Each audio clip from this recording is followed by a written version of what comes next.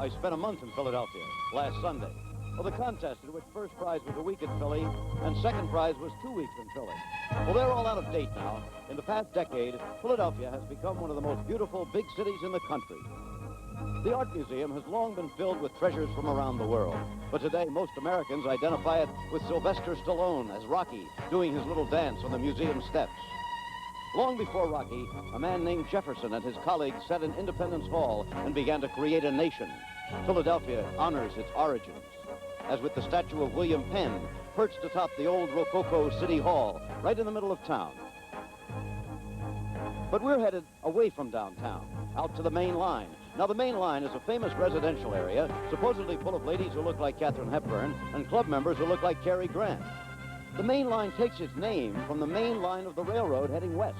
And that's where we're going now, headed west toward Ardmore, headed west toward the Merion Golf Club. And as we go, the memories come back. The memory of Bobby Jones completing golf's greatest achievement, wrapping up the Grand Slam in 1930 on the 11th hole at Merion. Out through West Philly and into the suburbs, toward Merion. Merion, where Olin Dutra, fighting stomach cramps all the way, edged Gene Sarazen by a stroke to win the Open in 1934. Out past Overbrook, closer now to Merion, where Ben Hogan in 1950 made his moving comeback from that terrible automobile crash to win the Open in a playoff with Lloyd Mangrum and George Fazio. Now, the homes grow bigger, more impressive, and you're very near the Merion Golf Club in Ardmore. Here, some of the ladies really do look like Katharine Hepburn, and a few like Princess Grace of Monaco, who was born here. And you think of Lee Trevino, who won here 10 years ago, and who says today, I love Merion, and I don't even know her last name. And here she is, Merion.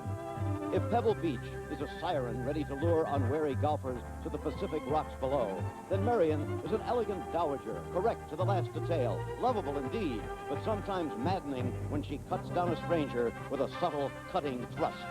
After 3 rounds of play of the U.S. Open, the golfer who has played to her strengths, flattered her weaknesses, and avoided her tricks and quirks better than any other is a 31-year-old touring professional from New York by way of Florida. His name sounds like the kind of young man the old lady would choose for her escort this weekend. George Burns III.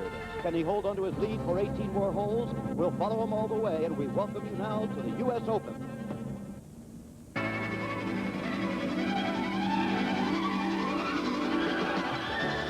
ABC Sports presents a national championship conducted by the United States Golf Association. Today from the Merion Golf Club in Ardmore, Pennsylvania, it's the final round of the 81st United States Open Golf Championship. This ABC Sports exclusive is brought to you by Lincoln Mercury, who invite you to see and drive the totally new Lynx, by the Continental Insurance Company and their 12,000 agents throughout the U.S., by Anheuser-Busch, St. Louis, brewers of Michelob. Put a little weekend in your life. And by Goodyear Eagle high-performance radios, the Racing Eagles Goodyear tame for the streets. Here we are at Merion, and here is the leaderboard at this moment. George Burns was not teed off yet with a 3-stroke lead over David Graham, 4 strokes over Bill Rogers, 5 over Jack Nicklaus, Ben Crenshaw, Chichi Rodriguez, and John Schroeder. Some of the other leaders out on the course. The number on the right indicates the number of holes they have played so far. Jerry Payton, John Cook, Tommy Valentine, Sammy Rachel's playing well. The temperature 84 degrees. It's hot and muggy again here. The sun is shining at the moment. Humidity 61% as you see. 30% chance of rain, but it doesn't look like it right now. The fairways of Merion and some of today's pairings. As you see them, that shows also the hole on which those particular groups are playing right at the moment. Graham and Burns, it says, on the first, but they have not yet teed off. There is the old stucco clubhouse of Merion, built around a farmhouse that was built in 1824 and which still stands as the central part of the clubhouse. The veranda and the famous terrace where members can actually sit and watch. No eating or drinking this week, however, while the Open is on. This is David Graham of Australia in second place, 3 strokes behind George Burns. We asked him earlier what his strategy would be for today. Well, I think, Bill, that, if I change my strategy compared to the last 3 days, I think that could really put me off balance. I've played the golf course the way I wanted to play it the first 3 days. I think changing club selection on the tees now after I feel very comfortable playing with the type of play, particularly holes like, say, 7 and 8, 10. The short par 4s, I've gone with irons every day off the tee, kept the ball in play. I don't think the tee shot at Merion is the place to attack the golf course. I think my strategy has been get the ball on the fairway, and then when the pins have been easy, then shoot at the flagsticks. You can't make any birdies out of the rough at Merion, so I don't think I'm going to make any changes. Well, Bill Fleming, who talked to David Graham, also had a few words with the man who is leading this championship and will be the last one to tee off on this final day. Here he is, George Burns III. You know, George, I would expect a fellow leading at the end of 3 rounds of the United States Open would break out in a big smile, but maybe you can't believe it. Well, Bill, it's a heck of a dream for me because I've been playing so poorly lately, and to get away with the kind of round that I had today, and up and down and on the last 2 greens like I did, I'm very happy about it, but I'm still in a little bit of a shock. I'm wondering if you ever thought of surgery. The delicateness with which you played a couple of shots today is really something to behold. Well, I was telling the press yesterday that I've become familiar with very bad places, you know, to get it up and down out of because I hit them there, but I was very fortunate. I had some good touch around the greens today. The ball stopped. I had some good angles at the pin, and I made some very good putts. Will you play 11 any differently tomorrow in the final round? Well, you know, that hole has a lot of history to it, and it's been worrying me all week. And I escaped there today with a 1-shot mistake. It could have been a 3-shot mistake. I'm going to approach it, hopefully, in the fairway tomorrow. And tonight? Just going to go jog and have a few beers. Good luck tomorrow. Thank you very much. Okay. So, obviously, that was George Burns talking yesterday to Bill Fleming just after completing his wonderful 3rd round of 68. And now he and David Graham have to have the butterflies, I think. This is Jim McKay, and Dave Marr is beside me, as always. What would be going through your mind? Referee for this group. You're trying to think about that very first shot. David has a 3-wood. George hasn't picked his club yet. The observer is Arthur Rice, a member of the executive committee. John Loppheimer of the USGA making the appropriate announcements here about the officials with them and the players. Dallas, Texas, and George Burns from Boynton Beach, Florida. Mr. Graham has the honor. Play away, please.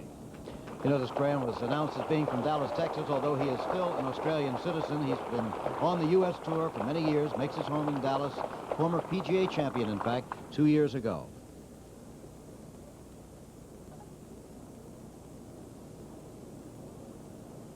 It's a little bit different than the tour tournaments, Jim, in that the player that is leading the tournament will hit last.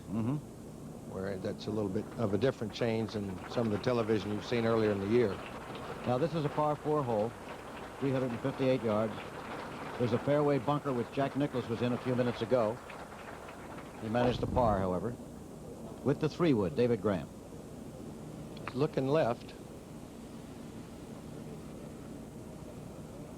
Ball's in the left-hand rough, David, and sitting down a little.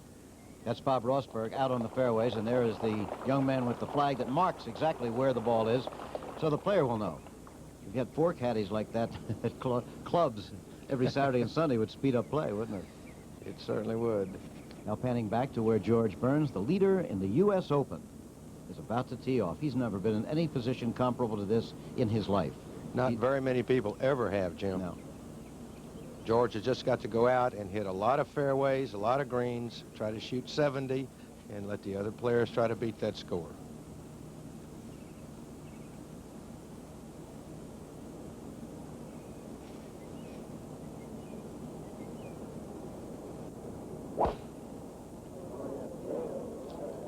You have it, Rossi?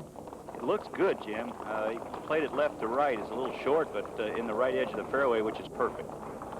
Okay, so the 2 leaders have teed off on the first hole. We're going to be following them again, as we did yesterday, literally just about every step of the way. We'll certainly see them play every one of the 18 holes. I said, I'm Jim McKay. This is the new captain of the United States Ryder Cup team, Dave Marr, of whom we're proud for that. There's many other reasons, of course.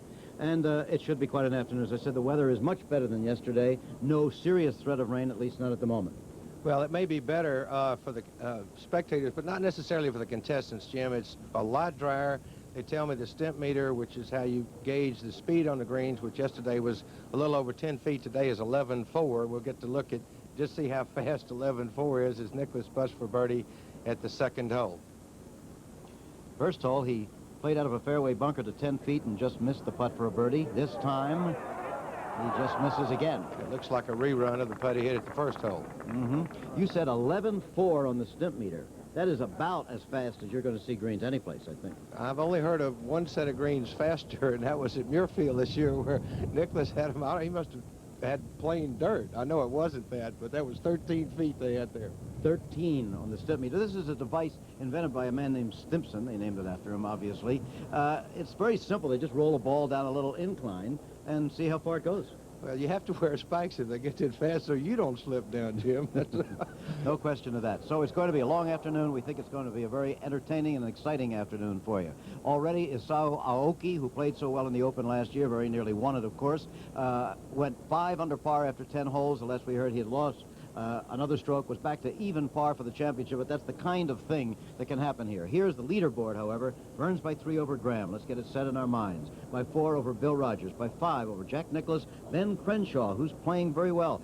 Tied the course record yesterday, remember, with the 64, and he's 1 under today. Chi-Chi Rodriguez at 2 under at age 45. And John Schroeder, who almost suffered a 2-stroke penalty on Friday, at 2 under now. Jerry Pate, a former champion. John Cook, a former U.S. amateur champion. Valentine Sammy Rachel's coming out of nowhere and doing it very quietly. Jim Thorpe, who led in the first round. One of the young Turks, Curtis Strange, and the big Turk himself, Lon Hinkle. That's right.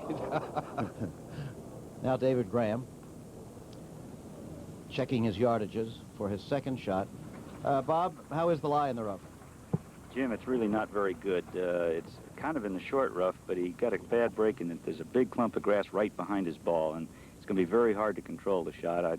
He can't stop it, even though the greens are pretty soft. Bob, could he run the ball on the green? Or I know he's got that fairway bunker there, but if he carries that, he could run it on the green, couldn't he? Yes, he could run it on the green, Dave, and also the green breaks from right to left coming that way, so if you shot it right at the middle of the green and let it run, I think it'd run right to the flag. I believe George Burns is going to shoot first. About how long a shot does George have? George is about 120 yards. I'd say probably a little 9, or if he wants to go after a wedge this early in the round, he can certainly get it there.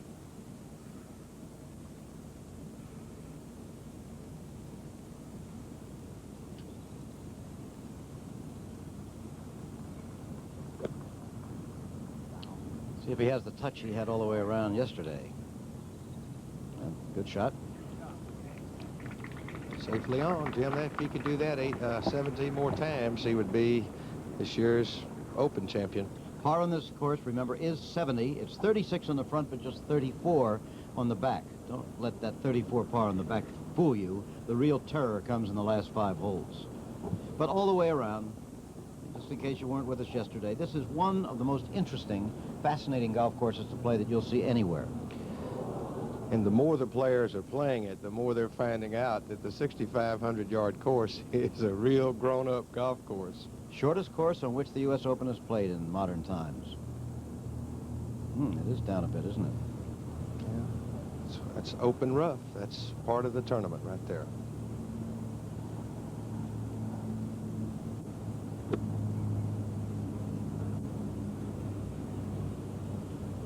Okay, he also is safely on the putting surface, a good way from the fabled wicker basket flagsticks of Merion. There are the leaders. There is the story on the right, numerically. And we'll return live. Same to you. We're back live again at Merion. This is the 3rd hole. Jack Nicklaus teeing off the distance, 183 yards to an elevated green.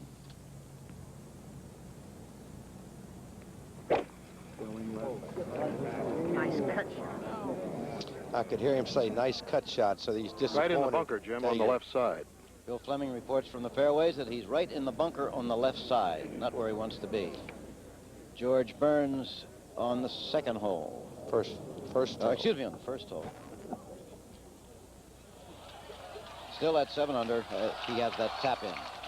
Now I'm going to bring in for commentary our colleague from across the sea, from Great Britain, one of the all-time great players on that island, many-time member of the British Ryder Cup team. Happy to have him with us, as always, Peter Ellett. Peter?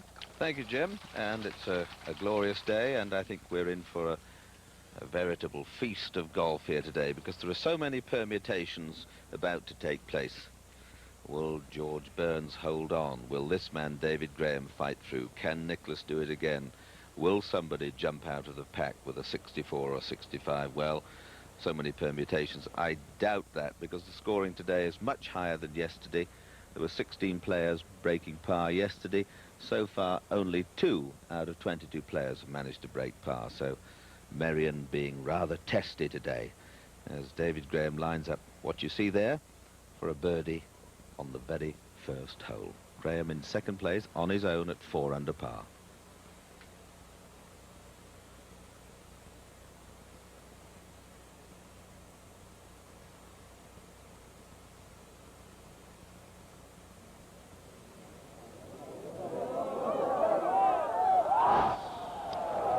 What a nice little start to an afternoon trip round Merion. Will Rogers for a birdie at the second. A little trundle down, it's sliding right. So David Graham immediately picks up a stroke. Rogers misses an opportunity, and there's a lot more to happen yet. Chichi Rodriguez there putting his ball down. Burns back on the first green with this little one for his par 4.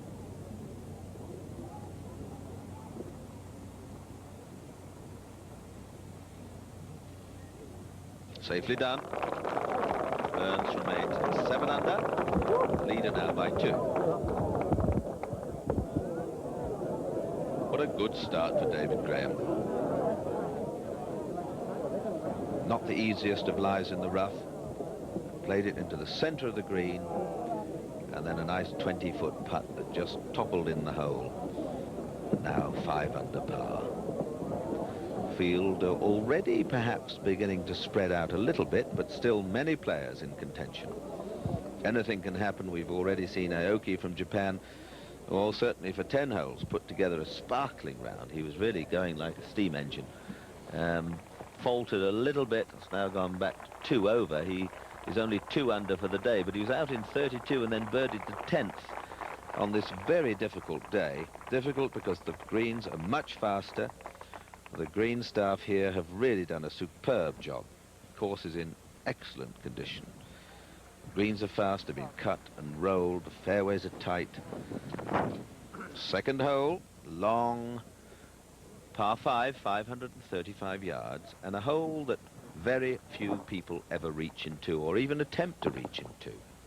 I don't think anyone reached the second hole here in the 1971 Open, Peter, and I haven't heard it this way, because you've got the boundary is a little bit tight on the right side, Ardmore Avenue, and that kind of resists an all-out attack on the hole. David Graham, just 2 behind the leader, and it's interesting to note, as I was driving out this morning with director Terry Jastrow, he was reading one of the local papers, and it said when the Open was first played here, the winning score was 13 over par. Then it was 7 over par when Ben Hogan won, and when Nicklaus and Trevino tied, it was level par, so more or less on the law of averages it should be 7 under par today. But interesting to note that David Graham is not quite sure what to play from the tee. This is what he was speaking about earlier. It's this giant game of plotting and mathematical chess, how to progress his way up this hole, which is very difficult. It goes in little segments. Operation 1, get the ball on the fairway, hopefully 215, 220 yards away, then up the fairway. The green is angled slightly left. He's decided with a little bit of wind, he needs a little bit more than that 1 or a 2 iron. So now it looks like a fairly shallow-faced wood, perhaps a 3 wood. Graham of the square shoulders, high wrists, rounded swing. Racks it away. Position A.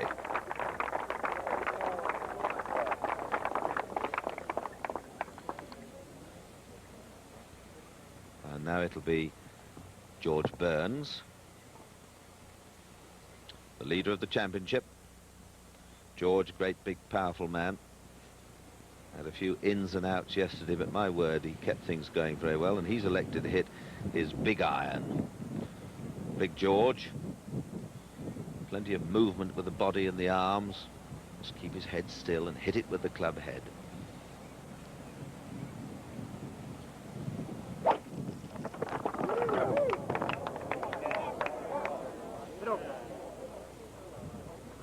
And no, that is not good news.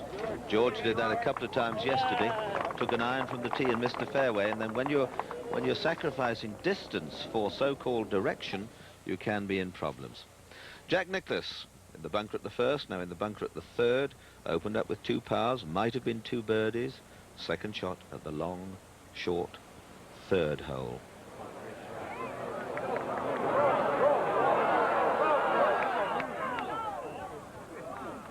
8-9 footer for a par. There's the par. Outward 9, 36.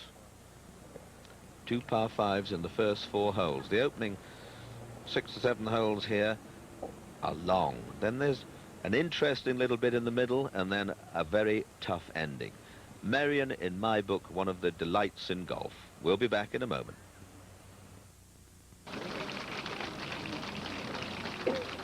We're back again at Merion on the 3rd tee. Once again, this is the 183-yard par 3. We're now with the pairing of Chichi Rodriguez and Bill Rogers. A very interesting pairing. Chichi, always colorful, and at age 45, having one of the great tournaments of his life.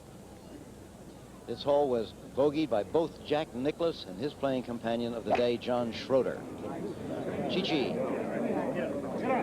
Click on the trigger, Jim. See where they finished. I can't see where it is, but it seemed to be disappointing.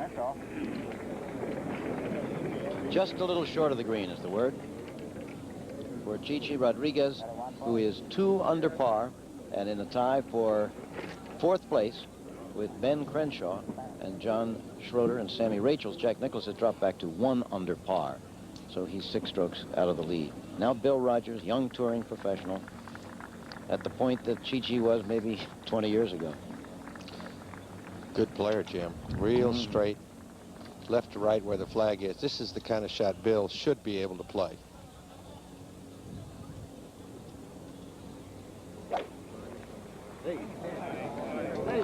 We're hearing somebody say fade. All right, left side of the green, left rear of the green. A long way from the flagstick, as you can see. Here comes Chichi. He's just having a marvelous time these 4 days of the U.S. Open. Interestingly, he said in an interview the day before the tournament started, and he wasn't kidding this time. He said, I really believe I have a chance to win the U.S. Open. I've never played as well in my life as I am right now. And so it's turned out. Yeah, so they move down to the 3rd green, and we're going to have an observation now from our colleague, Peter Allis. Well, since play ended here yesterday, 2 questions have been uppermost on many people's mouths. Who's going to win? Can George Burns hang on? And what do I personally think of Merion? Well, of course, George Burns can hang on. Andy North did just that. Equally so, the championship has been dramatically lost over the last few holes and won over the last few holes in recent years. So that is that. What do I think of Merion? I think it's absolutely superb. Small, in this case, certainly is beautiful. Many greens are close to tees. The spectators have been limited to 18,500 a day. A complete sellout each day. The course in beautiful condition. The ground staff have done wonders. And Merion, for me, must be preserved, because it's like saying we must do away with 500- and 600-seater theatres because the Richard Burtons or the Laurence Oliviers won't come and perform in such a small arena. So Merion must be saved. A man who I'm sure would agree with that is the Assistant Director of the USGA, Frank Hannigan, whose laryngitis is a little bit better today. Frank, many interesting things have happened over the last 3 days. If George Burns does hang on to win this great championship, he must remember the 11th hole. He played that second shot behind the grandstand, and many people think that that was one of the greatest breaks in golf. Now, why was the grandstand there? Why was it a great break? And what was the ruling? Well, the grandstand was there because it never occurred to anyone that a player of that class would hit a ball in that position. But golf balls tend to go in funny places, especially out of lush 4-inch rough. Now, the ruling turned on something called a temporary immovable obstruction, which a grandstand is, which a scoreboard is, which a concession stand is.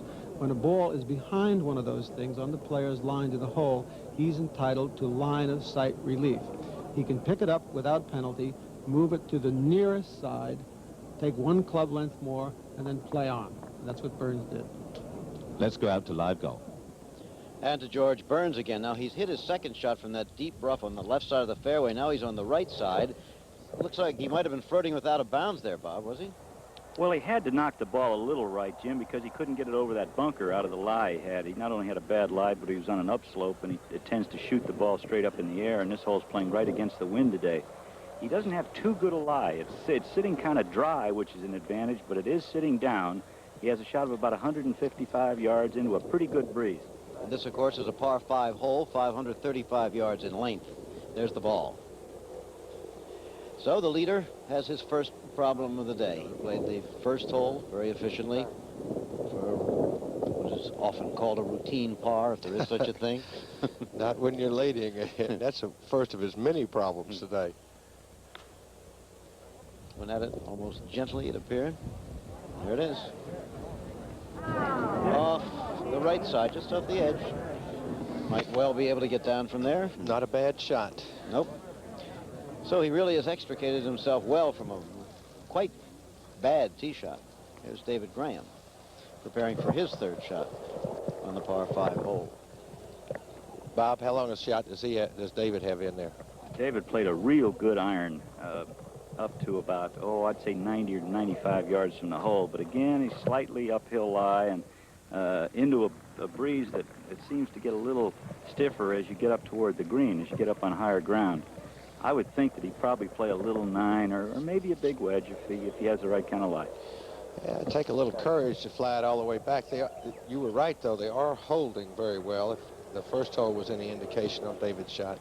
Bill Rogers with a birdie attempt on the third hole.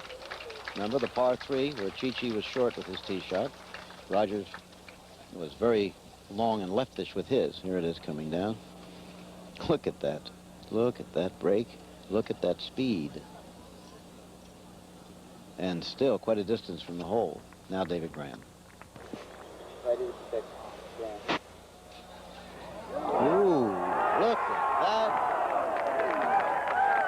We've commented before, David, that David Graham is very much a streak player. We saw him do it in the PGA Championship 2 years ago and go on to win in that dramatic playoff with Ben Crenshaw. And if he's got it going, look out. Not only streak, but he's a very tough player, too. When he gets going, George is going to have to do something to turn him off a little bit. He birdied the first hole, and here's another look at this marvelous third shot on the second.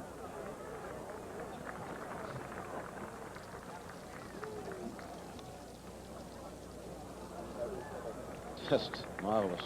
Look at this. Well, one would expect he would make that, although it's not a tap-in. He's got a little bit of a putt there. But if he makes 4, and even if Burns makes 5, getting down 2 from where he is, the lead will have shrunk from 3 to 1 in 2 holes. Very good illustration of why it's so important that we're now able to cover all 18 holes of the U.S. Open. So often, somebody might seize the lead here. You know, Burns could have started off with 2 or 3 birdies in a row and wrapped up the tournament to all intents and purposes. On the other hand, what's really happening is it's tightening up, and we're seeing it happen. In a way, this, of course, it can't be good that David may pick up a couple of shots on George here, but this ought to wake George up. Now, hey, I'm in a dogfight out here. I had a 3-shot lead. That was only 5 minutes ago. What happened? And he's playing all right. I mean, at least the one hole he played okay. He's got to get this down in 2, Jim, or he has a chance of being even standing on the 3rd tee. And that would be a little shock to your nervous system. When you talk about the determination and toughness of David Graham, I always think of what he said to Bill Fleming in an interview he had on the air at the PGA Championship a couple of years ago, that when he was a teenager and wanted to leave school to become a golfer, his father said, "If you do that, I will never speak to you again." And David said, "Bill, I must say that he's kept his word for 15 years. It's a sad story, but it is an illustration of the man's determination. All right. Well done. Tested George's nerves, and it came up okay.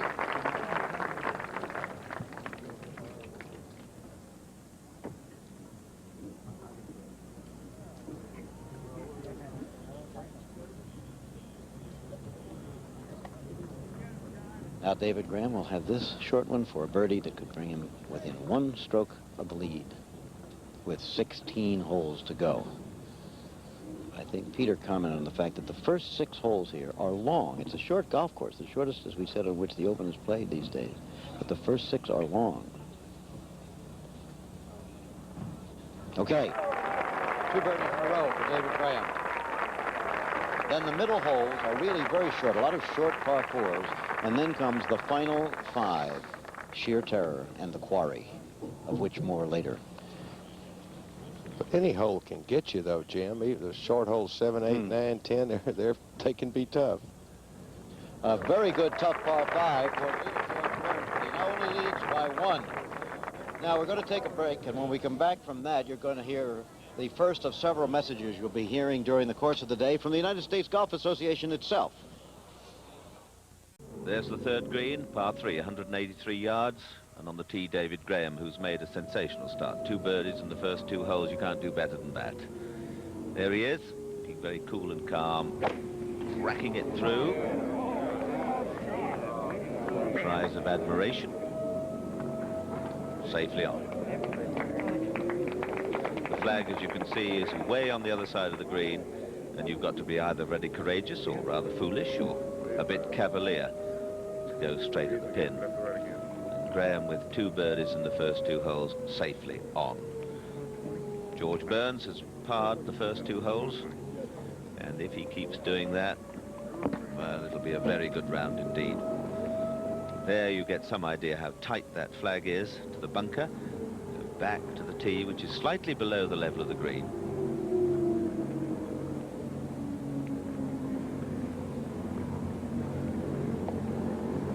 Players were using a 4-iron, 3-iron, 4-iron, 5-iron yesterday for the mighty hitters. That sort of club today, but I suspect a longish iron.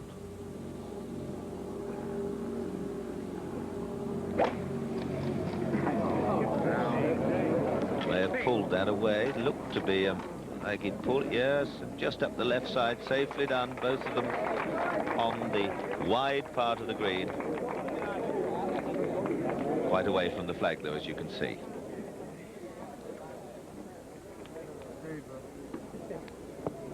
Have another look at George, this big man, the leader of the championship. You can see all sorts of interesting movements here from George as he settles into this shot. As Dave Marr was saying yesterday, he's got the high-flying right elbow at the top of the backswing, which is not in all the there, which is not in most of the books, but he gets through it well. He keeps his left wrist going through the ball pretty well. Jack Nicklaus for a birdie at the 4th, creeping down that right shoulder, altered his stance, and again a little today. Can he do it? Needs one. No. Missed one on the last hole for a par.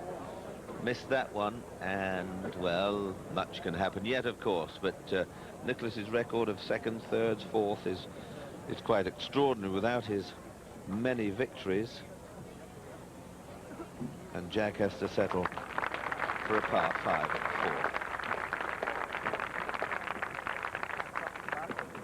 4. 3 pars and a 1 over. Well, Nicklaus not making any move yet. That's how they stand. Burns now just 1 ahead of David Graham. Crenshaw has had a birdie, and all these players within striking range if they can pop a few putts in. Ben Crenshaw, 5th hole, 3rd shot. Crenshaw, who played that marvellous round yesterday, 64.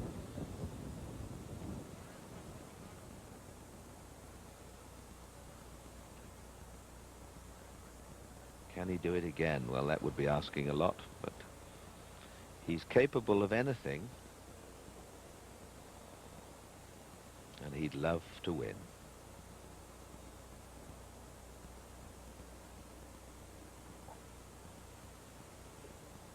A little chip up to the 5th green. This green is really tilted, Peter. You'll see it break down to his left very sharply toward a creek. There you are. There you get some idea of the slope Frank Hannigan was telling you about, and the green's much faster today. It's like a game of bowls or curling. Try to swing it out, put the bias on. Look at this one start to turn. Is the pace right? Is the speed okay? Could have done with a touch more, but that's good effort.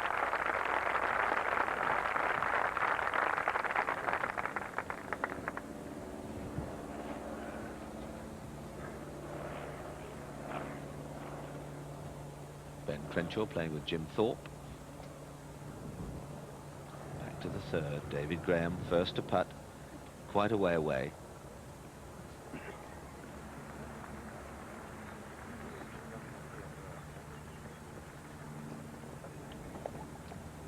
He's made a very good start, and I think he may well be mindful of the words of the great South African player Bobby Locke, who used to say, when playing courses as difficult as Merion, you just play for pars, you get a birdie, you tuck it away in your back pocket and go to the next hole and try and get another par. Don't waste shots. He's a long way away.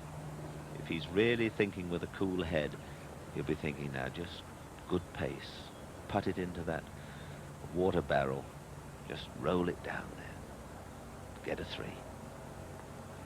Just look where he aimed that.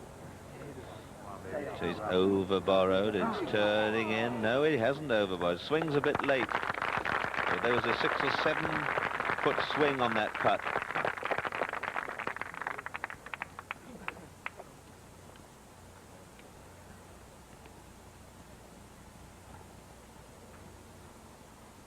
Very well judged indeed.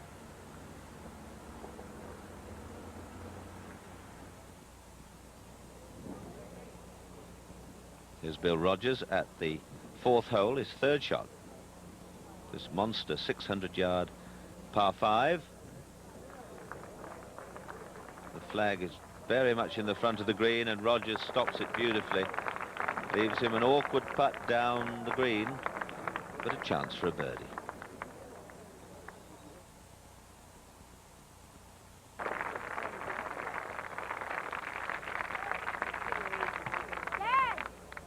Back to the leader, George Burns at the 3rd.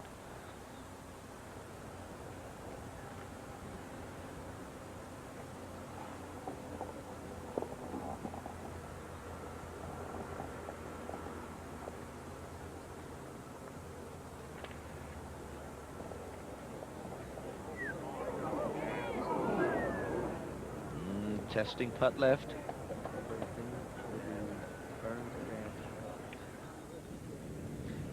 Gary Player, one of the world's greatest, finishing his round at the 18th, 6 over par. 6 over par. 286. Still a very good score player. A couple of 71s and a couple of 72s. And what events has he not won in the world of golf? Marvellous golfing character. Back to Burns, and my word, how that ball trundled on. Now he's got this to hold to stay just 1 ahead of David Graham, and not the easiest of putts.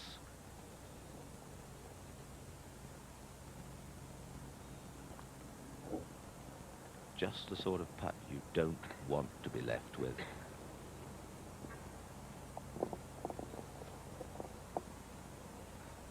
One has to say that if Burns could get round the course in par 70, nobody could accuse him of making too many mistakes, and then if somebody took the title away from him, well, good luck to them.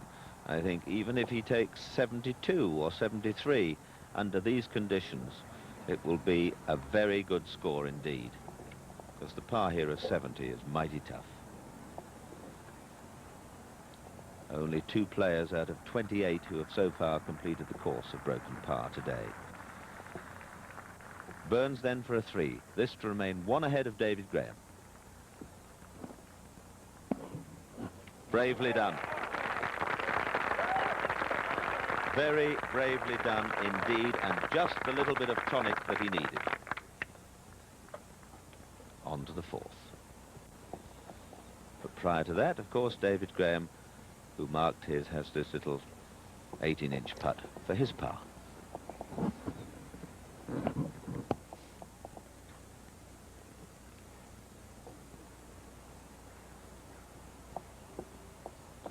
This man doesn't do too many things in a careless way. Just look at the time and the trouble he's taking over this. Not being slow, just being careful. This could count for everything. Good three. Good putt from Burns. Good opening from Graham. Rogers for a birdie at the fourth. Chichi Rodriguez, who's having a great run in this championship, has already got a birdie 4. Now can Bill match it?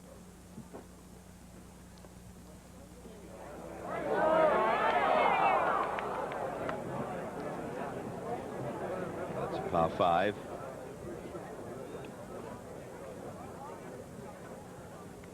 Rogers remains 3 under. Level now with Chichi, who's creeping ever nearer to the leaders. So Burns leads the way, but now only by 1 stroke. Chichi Rodriguez is there, Bill Rogers, Crenshaw, many others. We'll be back. Back again at Merion, where George Burns leads by a single stroke in the final round of the United States Open Golf Championship over David Graham. Look at Chichi Rodriguez at age 45, now tied for 3rd place with his playing companion of the day, Bill Rogers. 4 strokes off the lead, but with a long way to go. Ben Crenshaw at 2 under after his round of 64 yesterday to tie the course record. And there the others. Jim Thorpe, the first day leader, has fallen back to even.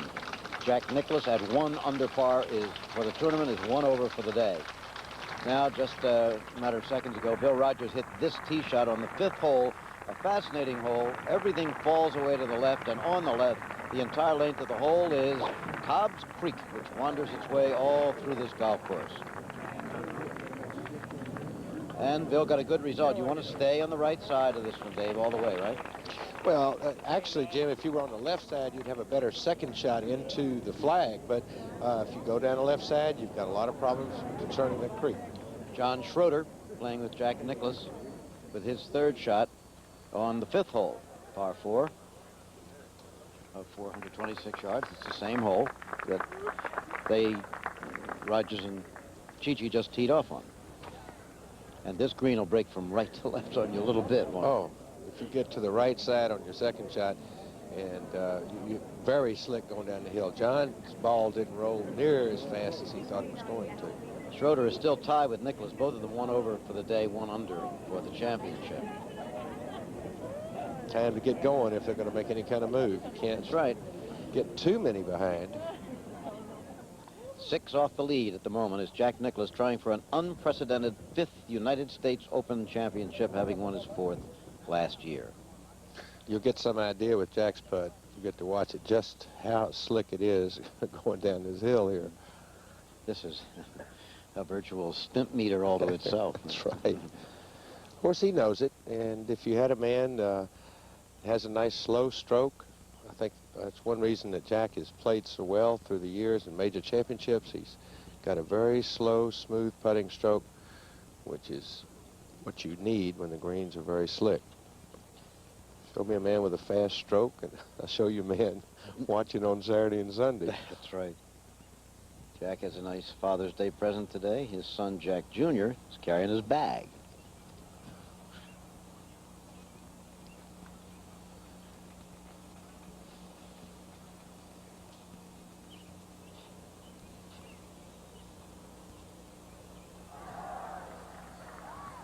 Very deliberate as always.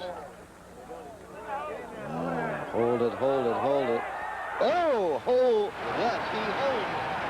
If that didn't hit the hole, Jim, it might be off the green. Of course, he's missed 2 short putts, so keep trying when you play golf. You never know when the hole might get in the way of that thing. You could put that as a lower third, as we say in television, a superimposition on Jack, right? Keep trying, because he never stopped. Never stopped. You'd like to have that chopped up into 6-footers, though. You could really use them later on. Now the leader, George Burns, on the big par 5, the 600-yard par 5. This is his 2nd shot now. Seve Ballesteros went for it and made it today. Well, he is. But that's the first I've heard of. George would be foolish to try it. In his position, it's an iron shot. It doesn't play 600 yards because you're going downhill, and the idea is just to put Shot in the fairway. All you're going to have is a pitching wedge. I say all you're going to have across Cobb's Creek again. Well, that's the point. As you can see, Cobb's Creek runs right in front of the green in somewhat the fashion that the Swilken Burn does on the first hole at the old course at St. Andrews. David Graham playing with Burns, remember, and one shot behind him.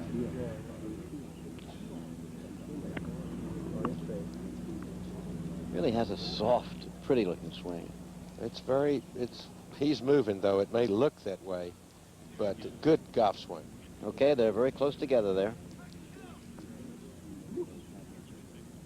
A look at the gallery around them, and now another look at that putt of Jack Nicklaus. When I said hold it, I meant to stop because it was going so fast. But in the end, he hold it. That's right. Watch this now. Oh, whoa. You can see him going, whoa. Look at that. Well, he knows, and that was the hole. He may be chipping back. At age 41, he liked that one just as much as he would have at 18. Bill Rogers with his second shot on the par 5. Remember, Cobb's Creek going along the left. It's the same creek that goes in front of the 5th green. It's all over the place on that side of Ardmore Avenue. You've got to start this ball to the right, Jim. The green, as you have pointed out, slopes very much from right to left here. We're told he has a 3-iron. Walks away from it. You can hear him say, I've got to get it up there, don't I?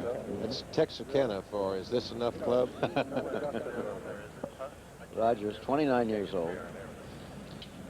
He is really a fan. Plays a lot of good shots the last 2 days, just hasn't putted or hadn't made the putts that look like that might get him over the hump a little bit. He's won a tournament this year, the Heritage Classic. Played on one of the better courses that the tour plays on. Get up. Looks good. In a way, it might remind you of Merion in that it's one of the shorter courses. He leaves it short. After having said, I've got to get it up there, don't I? Now, pretty tough little pitch there. Jack Nicklaus now moving to the 6th hole, which is 420 yard par 4. Now, this is the last of the long par 4s until you get to 14. Coming up are par 4s of 350 yards, 360 yards, 312 yards, 370 yards. But they're all you can handle. Oh, yeah. Well, that's what makes it interesting. A little bit of a tough drive here in that the landing area, you can't see it from the tee. Hard to line up exactly. You must make your mind up where to hit it. Always keeps the player a little unsure. Out of bounds to the right also, and that's a very fine drive. Okay. Jack Nicklaus on hole number 6, coming off a birdie that brings him back to even par for the day. 2 under for the championship, 5 strokes out of the lead. Again, the weather, if you've just joined us, is it's muggy, but it's a hot summer day. It's appropriate for the 21st of June. Now, Chichi Rodriguez at 3 under, tied for 3rd place with his second shot on the 5th, playing with Bill Rogers. She's trying to run this in from right to left. Oh, and he did. And a little unlucky there. If that was about a foot farther. Watch this ball move, Jim. Can you imagine what Nicklaus's ball would have done if it had missed the green? I mean, missed the hole a minute ago? Cobb's Creek. It may be. David up Graham. the creek for sure. David Graham with his 3rd shot over Cobb's Creek to the 5th green, the 4th green, the par 5, 600 yards in length. This is really a test of your nerve too, Jim. A little bit downhill. Your line's a little bit downhill. You want to try to get it close to the hole, and yet you've got to make sure you get over the creek. And the flagstick way up front today. Snug.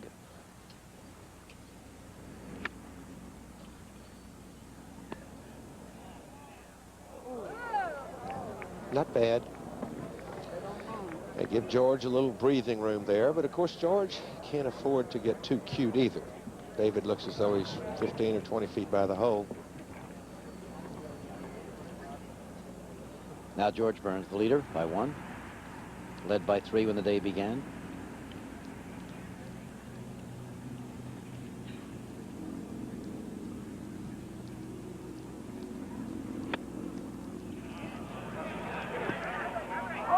Oh, it's short. Is it in the creek or not?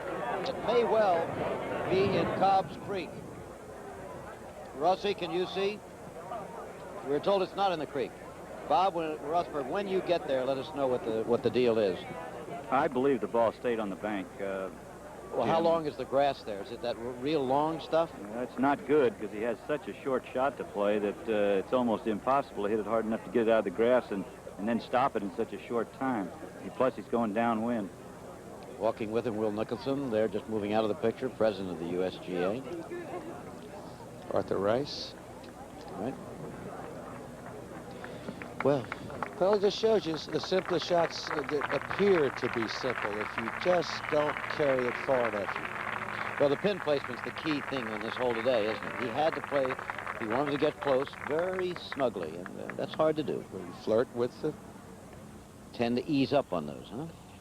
Well, there it is. Obviously didn't hit it as hard as he should have. Boy, it was not far from going into Cobb's Creek, I'll tell you that.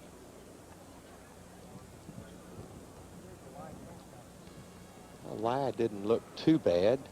Maybe he can...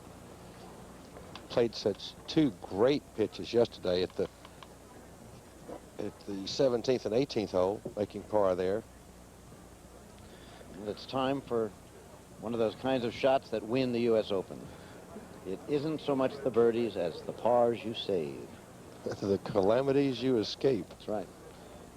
George was pointing toward the ground because I think he was asking where the line was that defines the margin of the water hazard there. It's indicated by a yellow line. I can't tell whether he's in or out. And, of course, if he's within that line, he cannot ground his glove. If he's without, he can. Suppose he's right on the line, Frank. Frank Hannigan. And he's in the hazard. Okay. If the ball touches the line at all, is that it? Exactly. Okay. That's a good point for the people at home to know whether you're in or out. Oh, you've heard those arguments. I can't be out. I'm right on the line. It's too close to call. Okay. No chuckling from George Burns right now. Well, he's got a long day ahead of him, Jim. Win or lose. David Graham will spend this extra time surveying his situation. Well, he's away. Ah, he's away. And First. he's actually going to putt, yeah. It's not who's furthest away on the green. It's simply who's furthest away. That is the custom.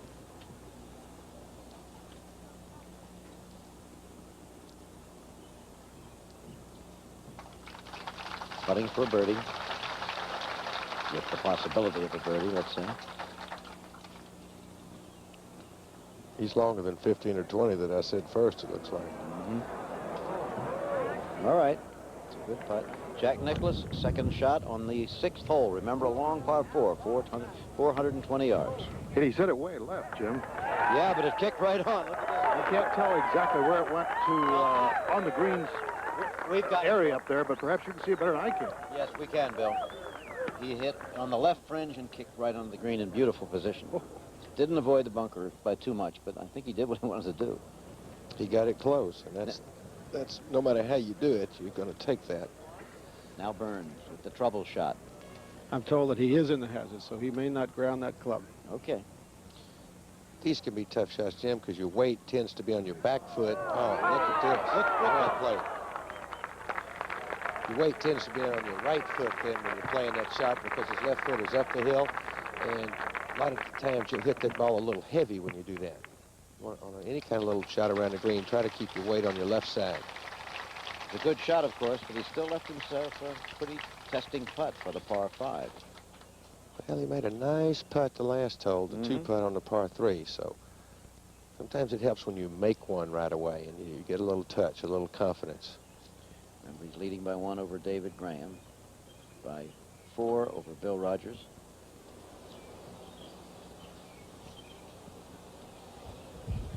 And now Chichi has lost a stroke, so it's just Bill Rogers in 3rd place, as you saw.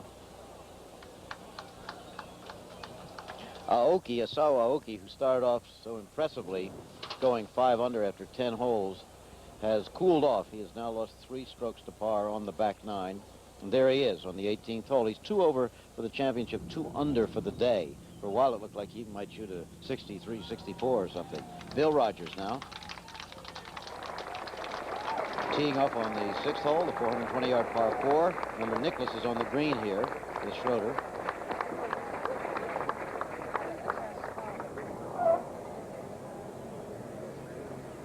It's perfect. Yep, just fine.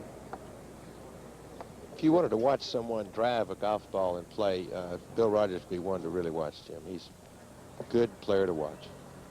Now the necessary par putt for George Burns. Right. Up. We have a tie for the lead. That is pending. I don't believe Graham has putted out yet. He may have.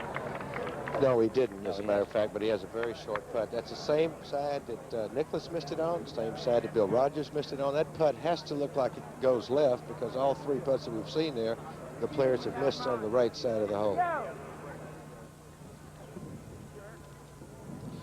Well, it becomes as long a day for David Graham, too, when you pull into a tie. It's not, all the pressure's just not on George. That's right.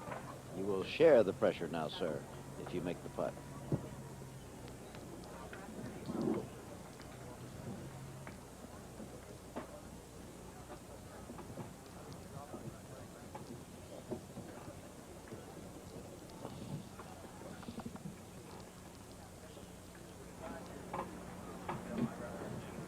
We have a tie for the lead in the U.S. Open. George Burns and David Graham, and we'll be back.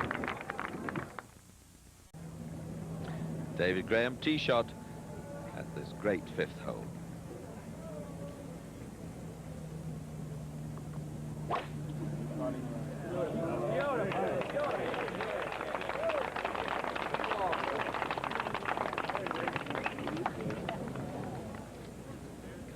Nicklaus for a birdie at the sixth. Needs it. And gets it. He's on the move, is Jolly Jack, and you could bet your life savings he's certainly going to finish in the top 5 or 6. And he really is truly remarkable. 2 birdies in a row. Touch of good fortune about one, not about the second. Now George Burns, 5th tee.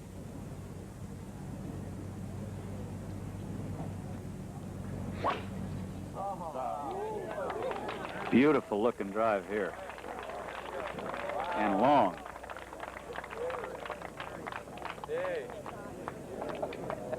Oyster Pond Rosberg down there on the fairways, and that's the green they're coming to. There you can see Cobb's Creek, not too far off the green on the left-hand side. Everything's sloping towards the water. Now Burns and Graham tied at 6 under. Nicklaus with that birdie, moving rather ominously into position, tied with Bill Rogers. Chi-Chi's dropped a stroke, took 3 from the front of this green. Now 2 under. Crenshaw, after that marvellous round yesterday, playing very smoothly today. And Sam Reckles there, 2 under par, which is very good also. Crowd on the hill looking down on this 5th hole, which isn't all that long, 426 yards, but a real gem. Here's Bill Rogers, 6th fairway. You can see with a wooden club this hole, 420 yards, bit of breeze about.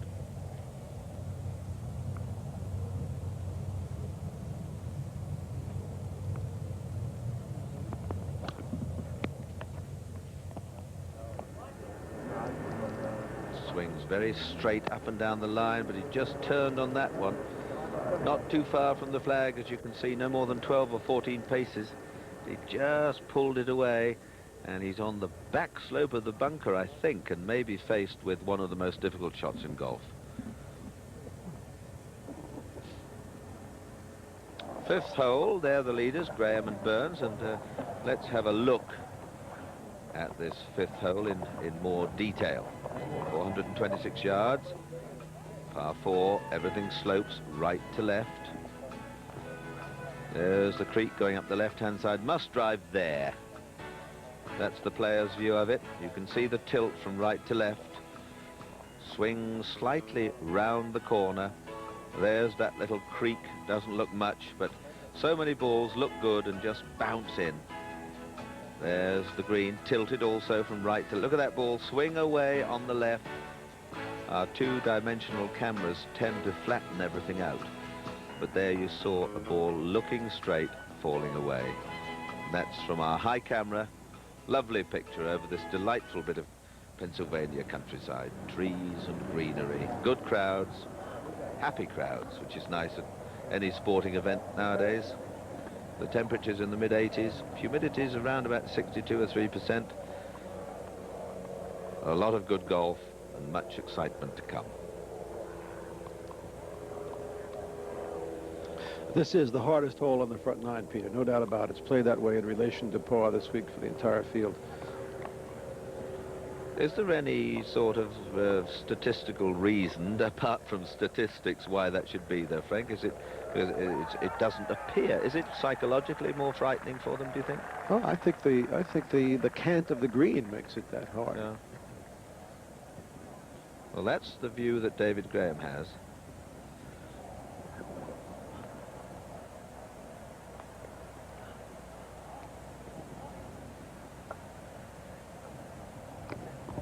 Debating what club, made the selection.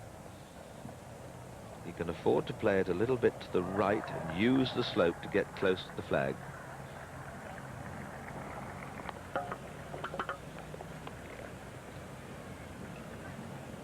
You'll see Graham's ball start to the right. Graham very much a right to left player. That's caused by his rounded swing, always seemingly playing that forearm drive at tennis, the right forearm drive at table tennis. Just watch him sweep round, rather scything action. Now there, fights to keep it up and now hopes it's coming back again as he left it too far out to the right. Oh, what a nice bounce.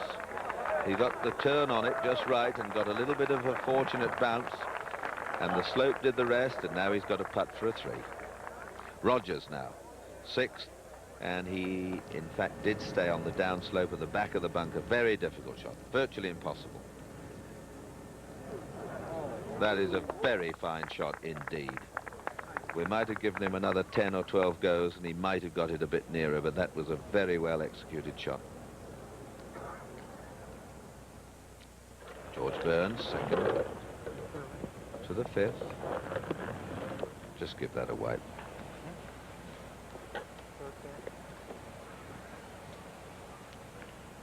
Testing the breeze.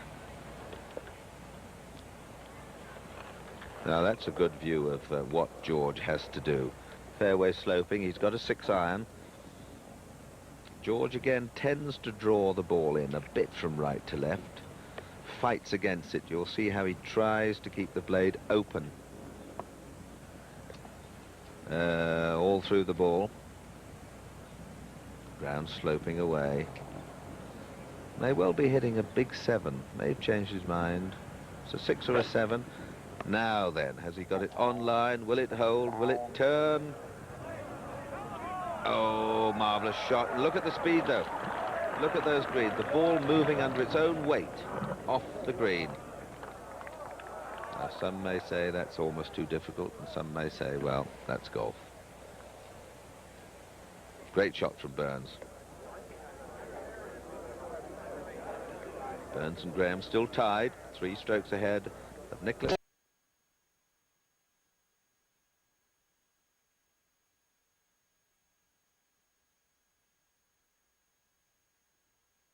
We'll call it something else. And here's George giving it the big old heave-ho. That's not going to make it. And it didn't.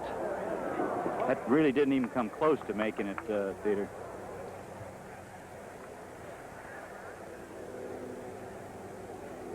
That ball dropped quite a bit short of the green. I'm on the other side of the fairway, and I cannot tell whether it's in the sand or in the love grass, but it didn't even come close to getting over the bunker.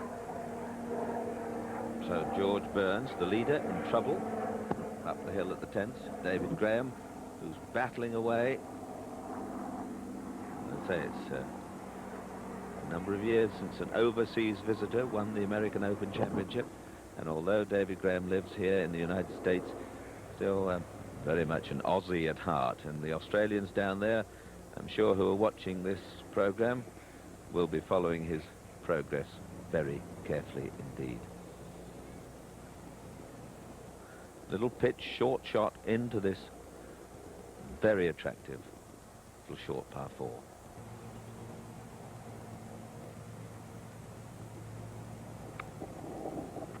It's going to have to get up. And again, a little shy. But he's on the green in 2. Burns in trouble in the bunker in 2. Nicholas at 3 under. A couple of scores for our overseas visitors. Ballesteros had a 75. That's 9 over par. Gary Player, 71, 6 over par. McNulty from South Africa, 11 over par, 72, 75 today. Aoki from Japan, a 67. Best round of the day. He's just 1 over par, 281. Tom Watson, a 73, 285. Greg Norman hasn't finished yet, but it looks as if he's going to be around 6 over par, 286. And there's George Burns, his ball lying neatly in the bunker, if neatly is the right word.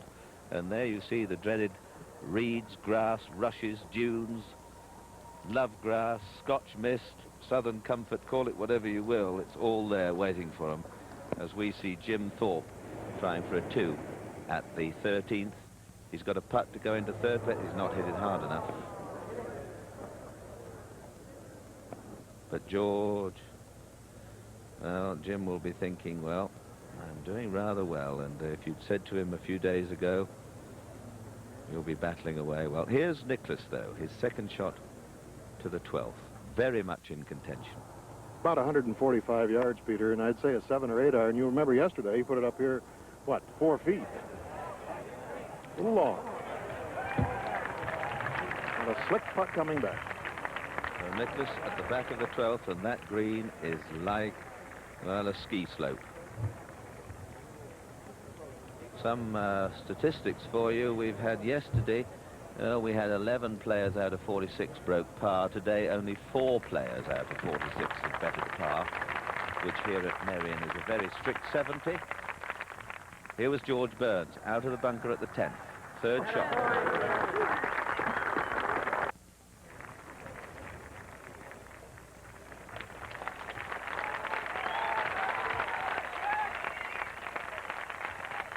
Course in beautiful condition. You'd have to go a long way to find a weed on the course anywhere. Some people may think that's great. Some people think, that's not the true ruggedness of the game, but I tell you what, it's a delight to see. David Graham putting for a 3. This would put him 6 under par. Burns is about 10 or 12 feet from the hole, so he's by no means assured of getting his par 4. So what wouldn't Mr. Graham give to see this disappear?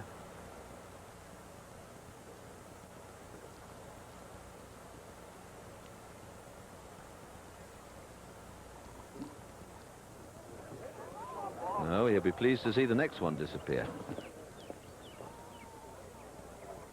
Greg Norman, his fellow Australian, finished in fact in 76, 7 over par, 287. But the course, very speedy, very quick, very slick today. The greens cut both ways. They've been rolled. They've had the heavy rollers on them. It's a hot, beautiful day. Small course, Merion, limited spectators to 18,500. But it really is a delight. It's a marvelous examination paper. It's not a monstrous course. You don't just stand on the tee and smash away as hard as you can. Every shot has to be thought out. Some people don't like it, but I think it's great. That's how they are. Burns here, George Burns, lining up his putt to remain 6 under. Some more players. Sammy Rachel's there, even par after 16 holes. Frank Connor, good round today from Frank, 68. Big long Hinkle is there also. And a few of them hovering around waiting for some of the big boys to slip. Bill Rogers in particular there could well sneak in at the end of the day. That's the fascination of this game as we watch George Burns for a par. And it looks smooth. No, slides away. So Burns drops a stroke. So he certainly is struggling a bit. George, who's taken an iron off many tees today, a 1 and a 2 iron, who has missed the fairway often. It's only his courage on occasions that has kept him going. Now, this man is also full of courage. David Graham, after that rather weak first putt, has this one to remain with George Burns. Jack Nicklaus, meanwhile, at the 12th, has a lightning fast putt down the hill. Well, Jack holed a monster putt at the 5th, which was like a, well, it was like a glacier. It was going like a rocket. It disappeared. He could do with another one. Will it turn? I think he's overdone it. Over borrowed. Oh, look at it go. Look at it go. Still going. I don't think these greens are fast. Now that's 1, 2, 3, 4 or 5 paces past the hole. And he was just trying to get it close. And he's not a bad operator.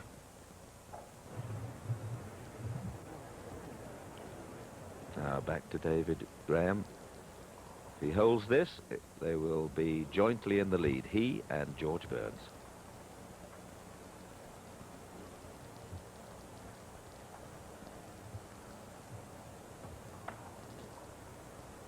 It's right there.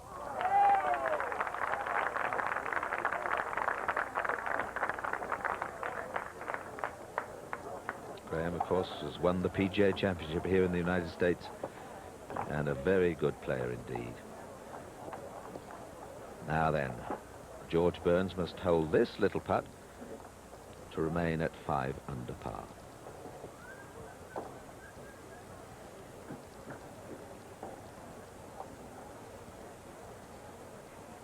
Very confidently. So it's all hotting up here. 2 players in the lead, Burns and David Graham. Jack Nicklaus is there. Rogers also. Much more to come. We return to Merion, the final round of the U.S. Open in the classic 11th hole. The one where Bobby Jones wrapped up the Grand Slam of golf, 370-yard par 4. David Graham has already hit, is safely in the fairway. You hit straight ahead, over a hill, and down into a little valley here. Doesn't play very long, but you've got to put the ball in the fairway. This is where George Burns had so much trouble yesterday. Up ahead, by the way, Jack Nicklaus made a bogey, has dropped down to 2 under par again. He's gone left again, just where he was, not just where he was yesterday, but the same general direction. And, Bob, you have a good look at that or not? Yes, I have, Jim. The ball is exactly on the same line, but it came up short of where George was yesterday, and it looks to be in the trampled down grass. I think he's got a pretty good lie. Okay. There you see Cobb's Creek, which goes around the 11th, remember. Now, Nicklaus, this is on tape. This is the par putt he had up ahead. After watching his previous putt just run and run and run on these lightning fast greens, you can see no question of that going in. So he made the bogey. It's even par for the day now, but only 3 shots off the lead, and he started 5 shots off the lead. The leaders are coming back to the pack. Now to Jack Nicklaus live on the 13th, a little par 3, 129 yards. Peter quite properly compared it to the postage stamp at Troon and the 7th hole at Pebble Beach, which is even a little shorter than this, believe it or not. None of them easy holes. In fact, classic par 3. Well, this green's quite a bit bigger than either one of the other 2. Yeah. And, But you shallow. see the dune grass in the bunker there. Yeah, there are different kinds of grass in the bunker, as Peter indicated. Dune grass here, which is brought from the seashore, from Leo Frazier's Atlantic City Country Club to here. It's where he almost made an ace yesterday. It's going to be just to the left of the flag. Right. And a little long and in the back bunker. Oh, boy. No, not in the bunker, Bill. Hung up on the Not back in the there. bunker at all, but in the longish grass on the back, and it'll be difficult, very difficult to get down 2 from there. Well, the good news is that he's got a lot of room there, Jim. Yeah. So he can play a number of shots. If the flag were cut very close to you, then you're pretty well typed as to what shot you can hit. Now, George Burns, if he is on the trampled area for people at home, he's going to have a good hard pan, and you can spin the ball a lot. It's a different shot than he had yesterday, where he was in the tall grass and didn't have as much control. Again, for those who were not with us yesterday, we might explain that he was in very tall, tangled grass, had a terrible lie yesterday, in much the same area where he is now. On his second shot, he tried to go for the green and pulled it straight left. I mean, almost straight left into those trees behind that grandstand that you see there now. And that praise saved him, the fact that it was behind the grandstand, because he got a free drop to the point of nearest relief to the left of where you're looking now. But he was back in in back of that grandstand, and if you would go left from there, now you see he got a free drop, you know, at the end of the grandstand, and then was able to play it up. He actually played it up short of the green, didn't make it to the green, but then flipped it on and made a bogey 5. Now, had he stayed in the woods, he might have made 6, 7, who knows what. However, this time, yeah, he's in that sort of dead grass. Well, it's where the gallery has walked. Yep. It wasn't dead at the start of the week. No, I know that. It's, right now, is that a very difficult lie for a professional golfer, or is it something you might almost like to have? Well, well, you'd certainly rather have that than in the tall grass, because with this way, when it's hard ground, hard pan, you might call it, you can get more spin on it. Now, that looks like it's in sort of a little bird nest, though. Rossi, did you get a good look at that? It's not too bad, David. But what kind of action might he get off this? Well, he's got to worry about hitting it thin. Okay, that's what I was wondering.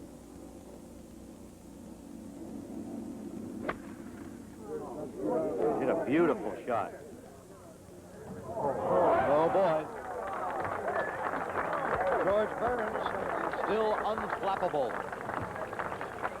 He talked about the historic 11th hole. I'm sure he doesn't want to be part of the history of 11 unless he wins. He already is after yesterday. Jack Nicklaus now with this second shot, having put it over the green on the short par 3, the 13th hole. Nicklaus, remember, only 3 shots out despite the trouble he's been having as he goes along. It's the kind of lie where you may not be able to ground your club, which doesn't bother a player like Nicklaus because he doesn't ground his club anyhow. That's fast. Yeah, good shot. Pulled up nicely. A very nice shot for Jack. We've seen him make thousands of those, but they're still difficult. Now David Graham, with his second shot on the 11th, he had a much better tee shot than George Burns. He played it to the fat part of the green. It's going to be a little left and long. Oh, yes, yes. We mentioned earlier that these middle par 4s are short, but they are simply not easy for anybody. Each one, Jim, has its own little problems, whether it's Cobb Creek or the dune grass or whatever runs through there, or narrow openings. You've got to hit the proper shot. As we saw Nicklaus at the next hole, number 12, if you get above the hole there, it's an all-day job to get down in 2 putts.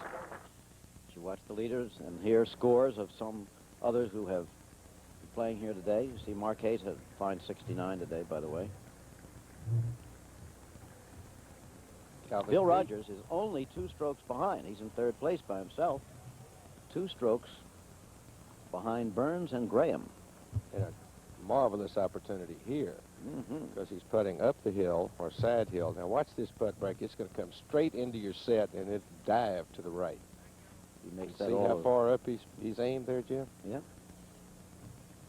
Keep it up. And I suspect that all of Texarkana just came to its feet. Off the knees onto the feet. They call it Texarkana because it's close to the Texas-Arkansas border, right? Exactly right. Now Nicklaus with the par putt. You can see his ball, the name right on his ball there. Jack Nicklaus, his ball. Well, it's a good way to identify the ball. Yep.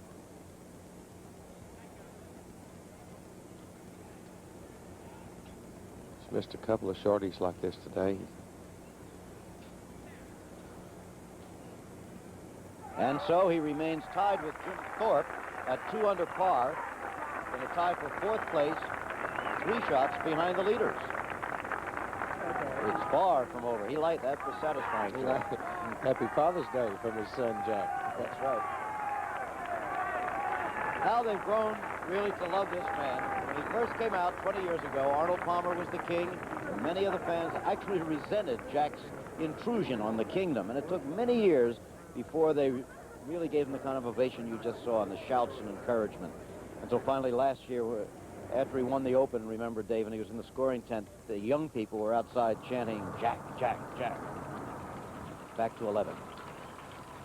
I'd say what you're saying about Nicklaus in somewhat the same way. I don't know that people appreciated Hogan until the automobile accident and the comeback. And the comeback and the opens that 3 opens that he won after that, and other things.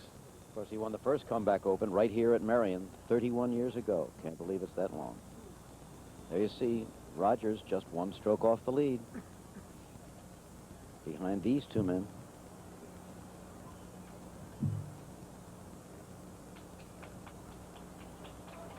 green is smallish, but it's fairly level. Speed for David is important.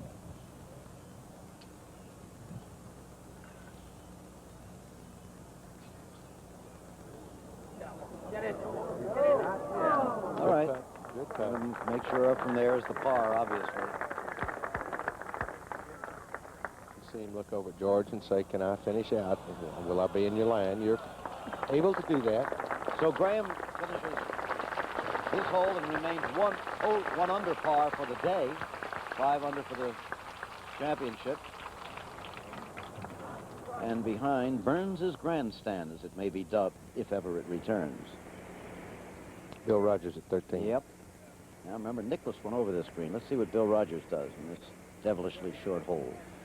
Great flag position here today. Short right.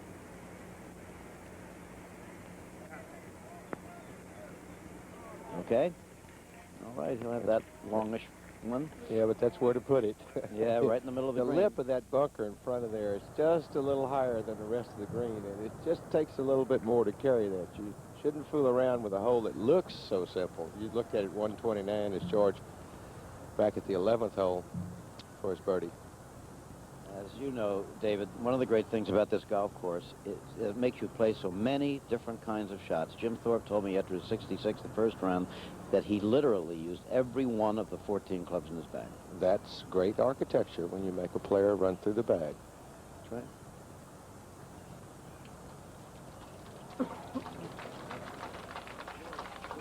Nope, no birdie to be there, but if he makes the par, he will still be the leader of the U.S. Open, at least for now, along with his playing companion, David Graham.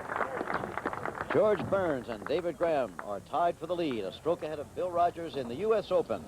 There's a lot to come.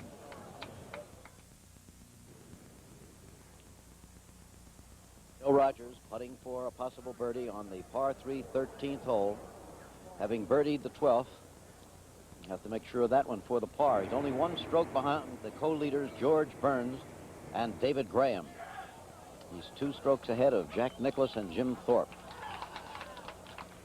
Good position, though, Jim. He's just ahead of the other 2 who are driving, or the leading 2, I should say, leading pair. And speaking of one of them, George Burns driving at the 12th hole. Okay. 4 left. Looked left. 4 left, he said, so. We'll look to there. It looks like he has found the rough again. Rosberg. Where is it? Bob Rosberg. Yes, that's very short, Jim, and in the left-hand rough, it's barely cleared the creek. And that creek is about, I think it might have nicked the tree coming out of the chute. Sure. But it's not in very good position, I'll tell you that. They hit out of a tunnel of trees here. The tee is way back. Not too difficult to nip one of those trees on your way out. There you can see back into that teeing ground. Let's have a look. Now, if we take a look here, as George goes through the ball here, I'd like you to really watch his left arm. This is where I think he pulls it. Just watch his left arm through the ball about in this area. This new little thing called a telestrator we're trying here. Now bring it on down. Looks like a pretty good move, but looks like his left arm pulls away there. Come on.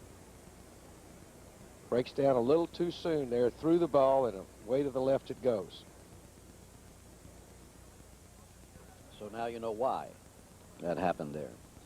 And it probably did nick the trees there. That is a very narrow drive. Well, you have to wonder, there's the par putt of Bill Rogers coming up. You have to wonder how long George Burns can keep driving into the rough and maintain the lead in this tournament. Okay, Bill Rogers has a par at the 13th and now moves to the terrifying, really scary part of this golf course, the last 5 holes. The middle holes here, the short ones, are devilish. They'll drive you crazy. The last ones are just plain slogging, difficult, hard. Jack Nicklaus on 14. This is a 418-yard par 4, but it's uphill and plays longer than that. There's out of bounds on the left. And you can't see the green. You can see the top of the wicker basket, but not the green, the surface of the green. Good shot. Okay. Nicklaus started the day 2 under. He's still 2 under at even par. He's had his share of birdies, but he's had exactly the same number of bogeys. Behind him, his son, Jack Jr., on this the Father's Day pairing here. Angelo Argia, who's caddied for so many years, is learning another business, the restaurant business, I think, and Jack wants him to devote his full time to that. There you see the placement of George Burns' ball and David Graham, G for Graham, of course, and George Burns with that long shot up to the 12th green. Bob Rosberg, fill us in on this a little more, will you? Well, Jim, for the second hole in a row, George has put it in the dry rough where the people have been walking. He actually has a perfect lie. And this is something that, you know, you don't really have happen very often in an Open. He's had it happen 2 holes in a row now, and if he gets away with this one, he could be tough from here in. About how long a shot, though, Rossi? Well, he's got a long shot, David, but he's to the left, and you know how severely this green goes from left to right. If he hits it into the left part of the green, it may run right down by the hole. Yeah, he has a shot of about 175 yards right in that area. Just make yourself shoot at our camera position back there, because it does go left to right. Is that about the line he'd want? I would think that would be perfect if he could hit it there. Okay, just as the 5th hole goes right to left all the way down, this one goes very much left to right. Everything falls away to the right on you. This is one hole you do not want to miss it to the right, because almost everything that comes off this bank comes into the love grass in the bunker. Okay. It's pretty hard to call it love grass when you're in it. You may call it love, but I call it madness. Stop it. Stop talking, eh? It's time for that. What's this lie? It's kind of lie you'd love to have, because you can play any sort of shot when it's this clean. As Bob said, nice break.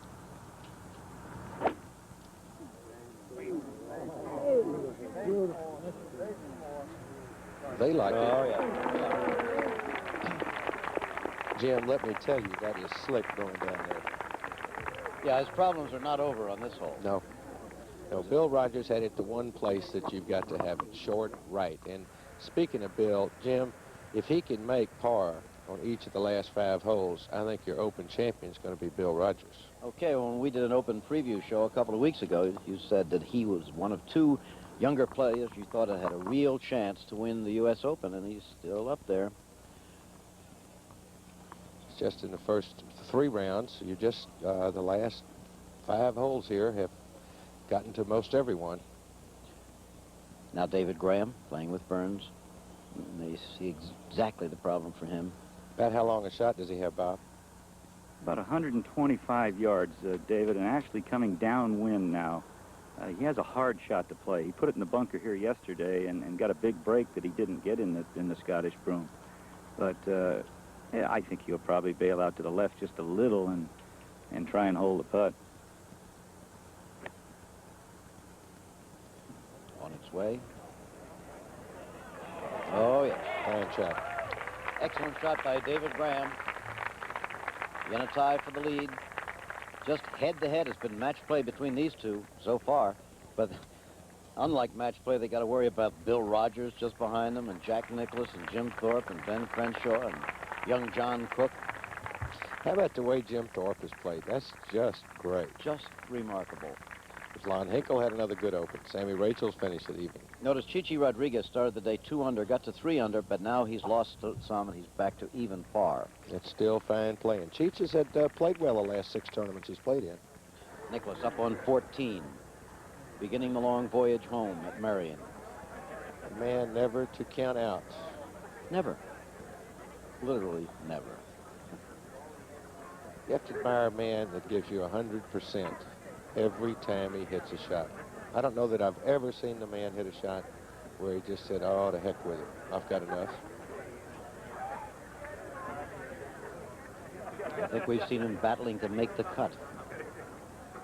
It's called pride, I believe. That's right. Big green here.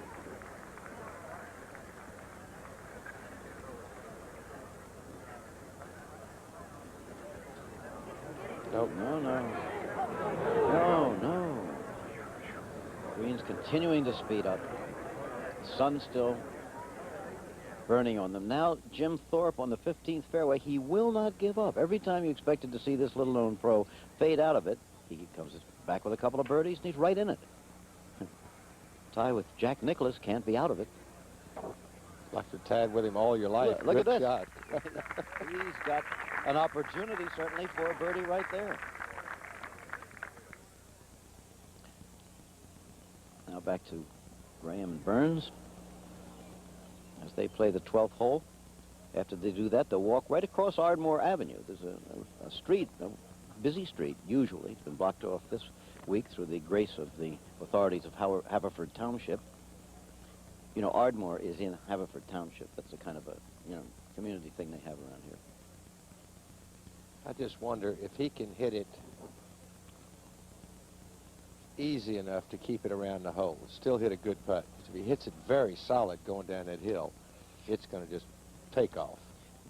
Now Nicholas for the par on 14.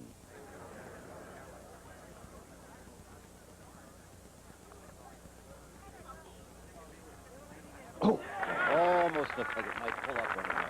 But he gets the par in 14, remains 2 under for the championship, 3 out of the lead. You saw a shot a minute ago there from the Goodyear Blimp America, by the way, overhead. Pilot Captain John Moran, our cameraman Bill Sullivan. And the America, we're told, is going to be with us in Atlanta at the PGA, too. There's a look at the shot. That's beautiful. You can sure see those white faces of Merion from up there, can't you? You don't want to count all 126. Try it. Coming into 18 there. All right, George. Downhill, really fast. Really slick here. Look at that. Well, you concentrate so much now on the speed. And a little bit to the right also. Now Bill Rogers. He has put the ball into the right rough here, and he's in the he's not in the real heavy stuff, but the grass is kind of leaning sideways, and it could tangle around the club a little bit. It's not too bad a lie, but he's got 190 yards to the hole uphill. He's going to have to hit a good shot, I think, to get it on the green. That was Ed Sneed out on the fairway. Ed, one of the finest professional golfers in the country himself, working with us today. He got good solid club head on it. No. Oh, yeah. Yep. It might be through the green, Ed. It's certainly going to be in the back fringe. Okay, well, he'll be happy with that, I would That's think. not a bad shot from there. He's in the back fringe, but in a little bit of a bad break. He rolled right against the tall part of the fringe there. This is the hole, by the way, where David Graham got into the Scotch broom, another of the many varieties of vegetation that grows in the bunkers here, purposely. Played a There it miraculous is, right shot in to the make top the middle. five. Excuse me, I'm sorry, Dave. That's all right. Just wanted to point that out. I was in there the other day myself. In the Scotch broom? Yeah. You want to be expert on all phases of the game. Okay. Could take the lead. Yep. We'll also put him 2 under for the day. Give you an idea of how well he's playing.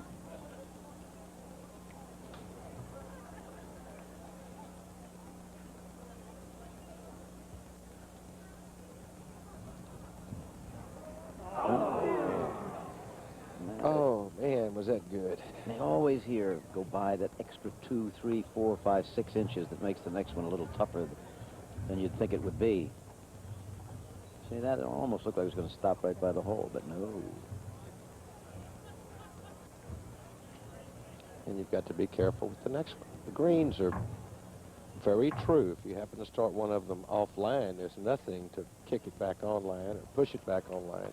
If you're going to have that putt that distance, you'd rather be coming up at the hole as he is, though, wouldn't you, rather than down at it? I like David's putt here better than the one that George has, especially this putt, if it moves at all, moves from right to left, which for a right-hander is generally the simplest putt to make, while George's is going to move the other way, from left to right. Generally, right-handers have a little tougher time with that putt because you push your blade toward the hole, and if you miss it to the right. Jack Nicklaus on the 15th tee, 378-yard, par 4. It's a hole that you don't need to use a driver on, especially with the out of bounds on the left. Seldom have we seen so many irons used off tee. Bill Fleming? Jim, let me just report that ball's in good shape. Now Burns, George Burns, for the par. This is kind of slick, remember? Okay.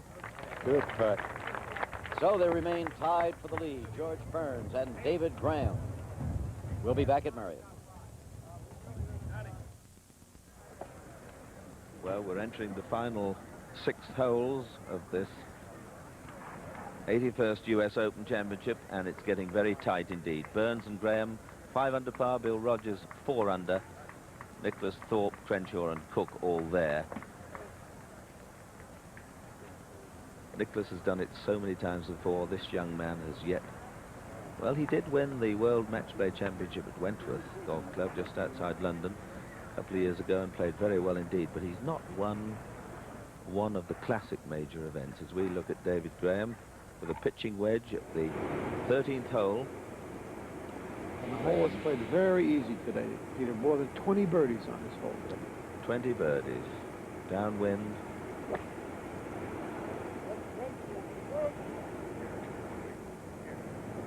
And this could be another birdie. Oh, a little unlucky. Just flirted with the edge of the green and then backed up 5 or 6 feet. But Graham with a very good chance for a birdie too.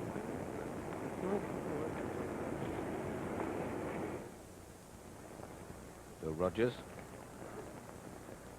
Third shot. 14th. And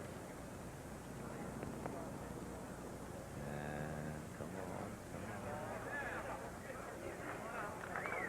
on. Did pretty well. Now George Burns at the 13th, also a pitching wedge.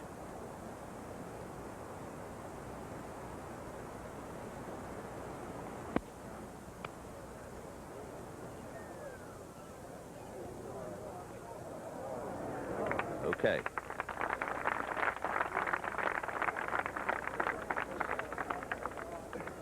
Course playing very much more difficult today.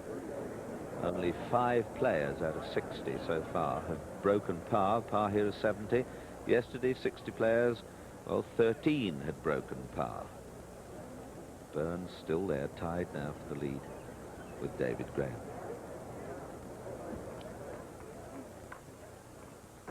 Back to Jim Thorpe at the 15th for a birdie. This to go 3 under. This was our first round leader.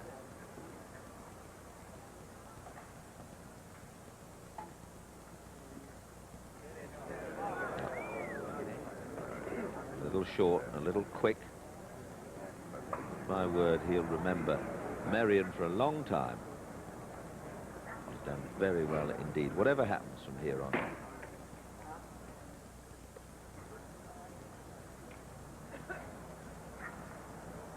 Rogers for his par.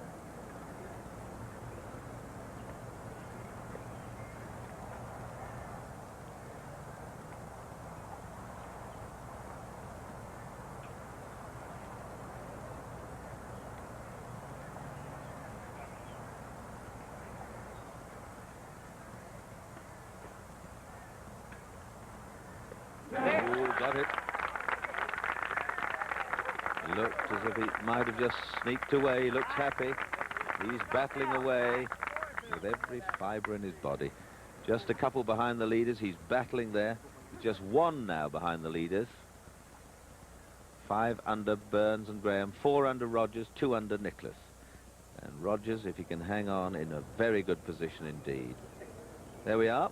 Burns and Graham at 5 under, Rogers 4, Nicholas 2 with Jim Thorpe, Crenshaw and young John Cook, who's now on the last hole at 1 under par. And so much can happen over these closing few very exciting holes here at Merion.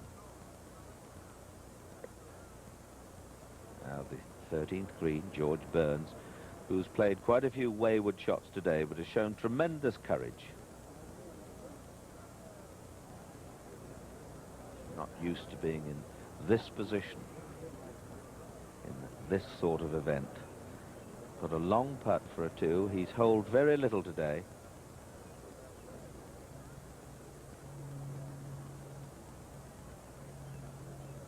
If you're going to be a winner, you've got to pop 1 or 2 in occasionally. Is this going to be the moment for Big George? Thorpe, meanwhile, ahead. Gets his par. Remains 2 under. There's 3 holes to play. 3 very difficult holes. Now Burns settles over his putt.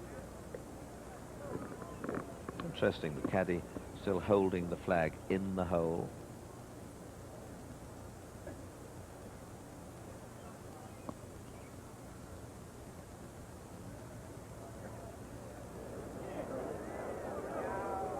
Save 3.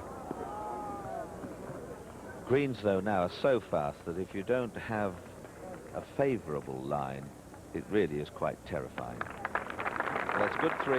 Another hole safely played for Burns.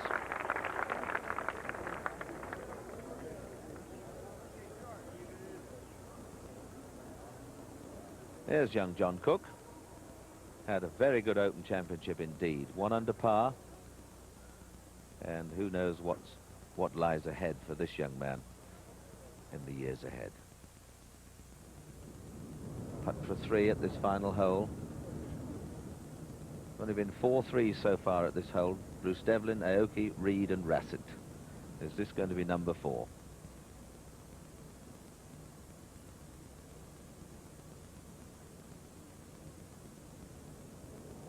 Might be.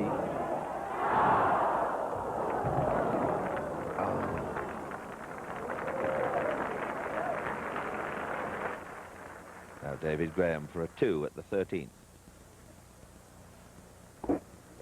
This to take the lead.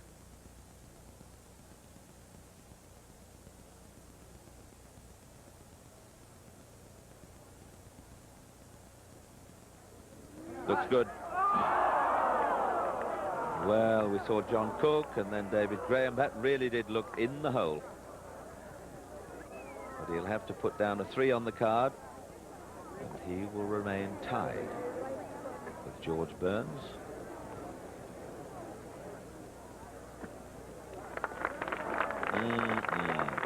Good putt. Still just a 3. So on they go with holes running out. Burns and Graham tied. Rogers there. Nicholas hoping for a couple of putts. He's had very much an up and down round, Nicholas. He's been there so many times before as we look at young John Cook just finishing off his round. One of the band of brilliant young players in the United States. Good 4. Round of 70 today. Very good indeed. Very good. So, with holes running out, Burns and Graham still tied for the lead, with a lot more to happen yet.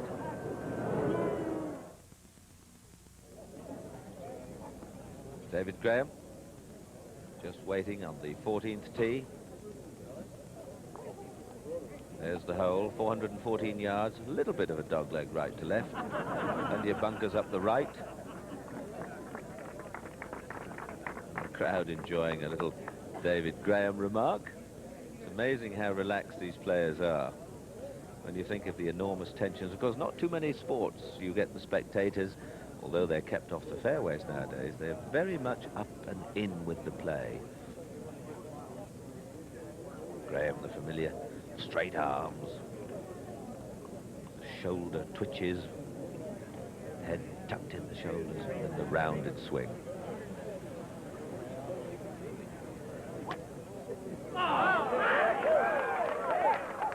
Well, I think he's got a few home supporters there. They almost sound like a bunch of Aussies giving him a cheer. Quite a few British supporters here today. I bumped into someone today from Kendal Golf Club. Well supported here at Merion, which is nice to see also. Good shot from David Graham. Jack Nicklaus putting for a birdie at the 15th.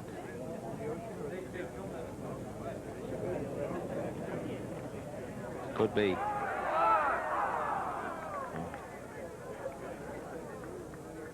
Now Burns.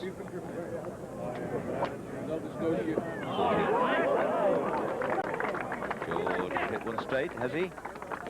No, this ball's in the left-hand rough, Peter, and very short. George seems to be seizing up a little bit, Bob. He's been hitting quite a few short drives and missing the fairway with the irons and woods, and there's our marker going out with the flag. What did he hit there, Peter? Was that a wood or an iron? That was a wood.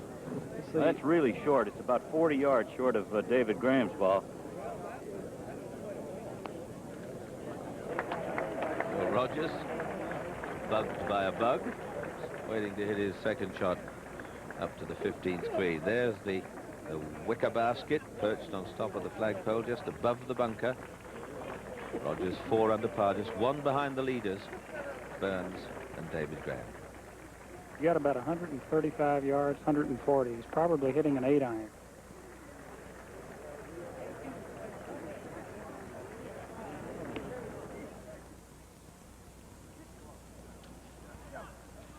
Oh, super shot. That's the ball of Chichi Rodriguez near the flag, and Bill Rogers just beyond, and both have chances for threes. Now Burns back in the rough at the 14th. George has hardly hit the fairway today, and it brings a smile to my face because I remember all the hoo-ha when Ballesteros won our Open Championship, the British Open at Royal Lytham St Anne's, and he took a terrible shellacking for missing fairways. Well, if George wins, I wonder what they'll say about his straight hitting. And he's got a very difficult shot in here. You can see how close the flag is to the bunkers. And he's got it up and over the back, and it settles again in pretty long grass just short of that bunker. See how the ball disappears entirely. It's only 4 feet off the green. You can hardly see the ball. Jim Thorpe at the 16th, over the old quarry, though. It's his 3rd shot. Whoopsie, touch of the Arnold Palmers there. The flying helicopter shot, but what a 3rd shot it is. Perhaps unlucky not to just get a little backspin. Back to David Graham. 2nd to the 14th. Burns is struggling, in trouble. What a time for Graham, who you can see he's got a much better line in. He can hit it short, and as long as he's on line, there's no trouble for him.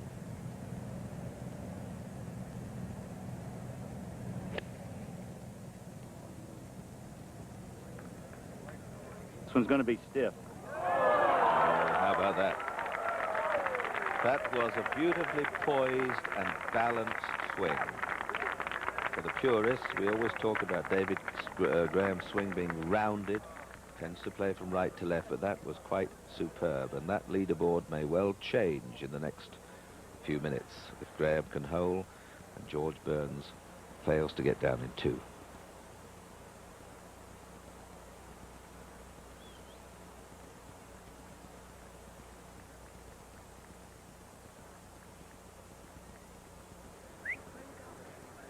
Jim Thorpe just putting out, dropping a stroke at the 16th.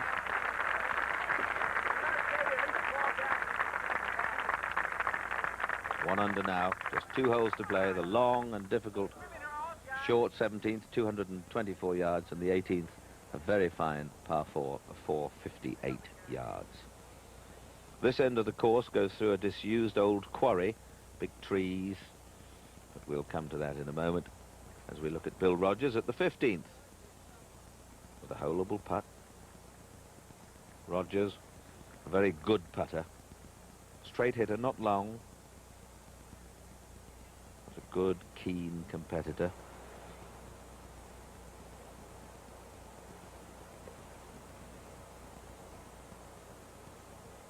Rogers for a 3. Rogers with this putt to make it a triple tie for the lead.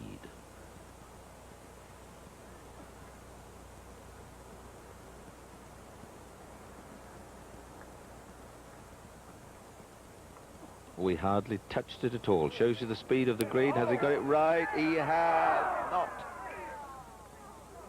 He hardly touched that ball. Oh, it was a beautiful touch. Oh, yoy. And look, even though he hardly touched that ball, it's still gone 18 inches past. Good 4, another par.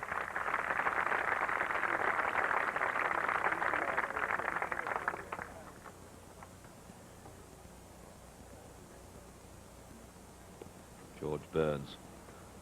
Not far from the flag, but a very awkward chip from quite heavy grass. Run. Come on. And he obviously saw some borrow, or thought there was borrow there. Came out of it right. Now Jack Nicklaus at the 16th. Took 6 here in the second round. Wonderful hole.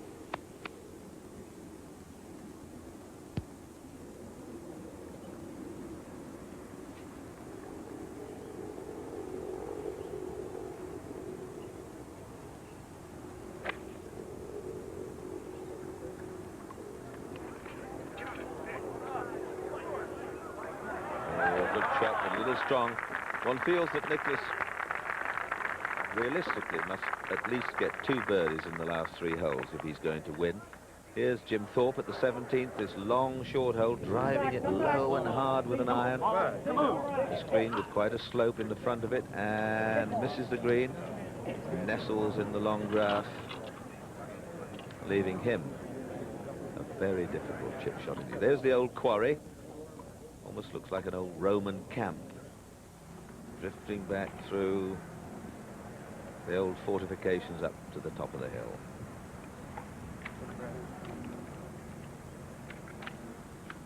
Burns and Graham tied for the lead, and what a swing we might see here, because Burns has this for a 4.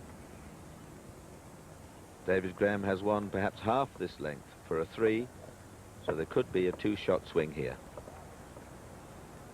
On the other hand, George may hole, Graham may miss, and so nothing changes hands. Such is golf.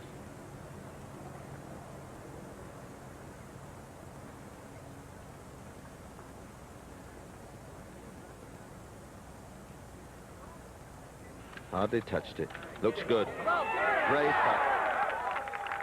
That really is a brave putt. He could be America's answers to Ballesteros. Slightly different shape and hair coloring, but game much the same.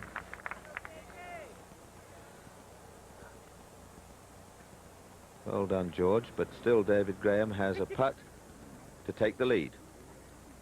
And with not too many holes to go, that wouldn't be a bad thing to do. Let's have a look at this again. Just look, you see the putter is fairly high off the... just touches it, pulls it away left. Look at it, row, row, row, row, row, and... go on. In she goes.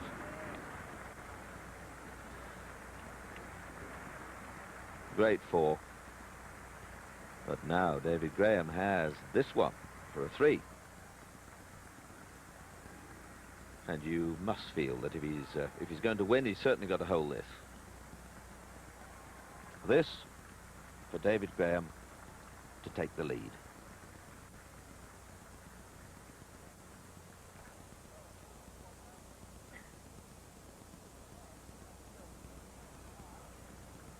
Doesn't look much, does it? You've seen them hold a million times before. You just line the putter up, draw it back slowly. The greens are perfect. Just roll it in, just knock it in. Nothing to it. Same routine. He's practiced this 1,000 times.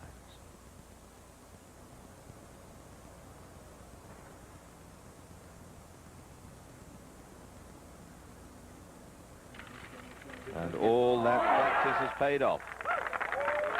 The new leader, David Graham. The Australian leads the 81st Open Championship by 1 stroke with holes running out very quickly indeed, but George Burns still battling away very bravely. Bill Rogers there. Nicklaus still trying hard, but it looks like a 3-man battle now. And here's one of those men, Bill Rogers, 16th tee.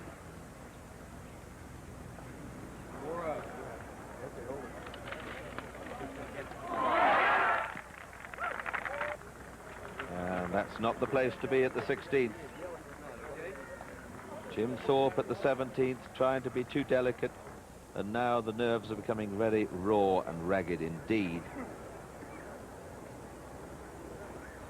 And much can happen over these last 3 holes. We listened to an interview with Jack Nicklaus the other day, and he was saying that he didn't know of any other course where shots could change hands quite as quickly as here at Merion.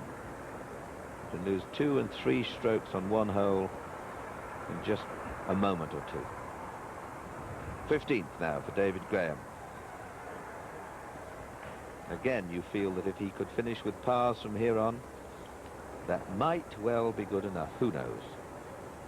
There you see it, bunkers down the right. Only 378 yards. One of the many holes here at Merion under 400 yards in length. Graham continuing to play an iron from the tee for position, putting his faith in the 1 iron.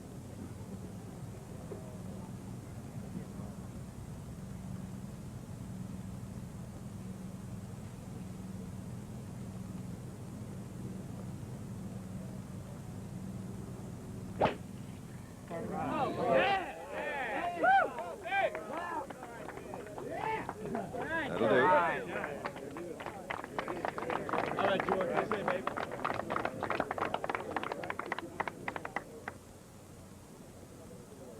Jack Nicklaus, George Burns. Peter, George has driven in the left-hand rough no fewer than 6 times in this round and is out of bounds left on this hole. And he's got the old 1 iron out now. If ever George needed a few straight hits, they are now.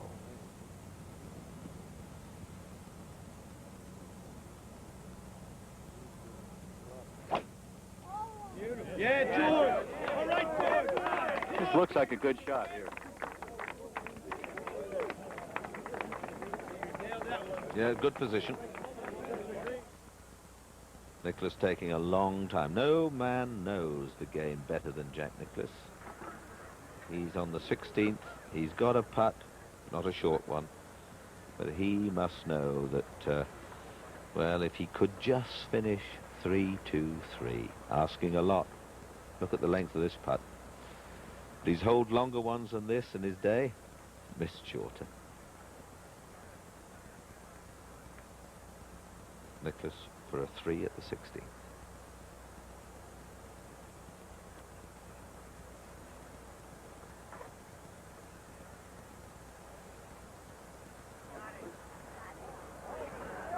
Not going to turn. A good putt. But that's a 4 for Nicklaus, so he's only got 2 holes to go. David Graham leads the championship now by 1. Burns and Rogers chasing on. Bill Rogers has an extremely difficult shot on the par 4 16th. In heavy rough, he's got to go across the quarry, up to the green. Can he make it? Don't. Is he going in the think so. trees where Jack Nicklaus was the other day? Maybe Ed Snead could Ed see. Snead, can you get any idea yet where that ball went? Ed's with the group. He must be blocked. His signal maybe. Jim, I'm down here on 16. I can't tell exactly where his ball ended up from where I'm standing. He had a pretty heavy lie, but I think it was good enough. I think he made the right decision. I think he had to try to go for the green. Did it go right or left, or does it He went to the right, but I'm not sure. I don't think he's in the trees, but I'm not sure. I'm going to get up there and take a look at it. Okay, thanks. David Graham with his second shot now. The leader in this championship. 15th hole. 15th hole. Uphill shot.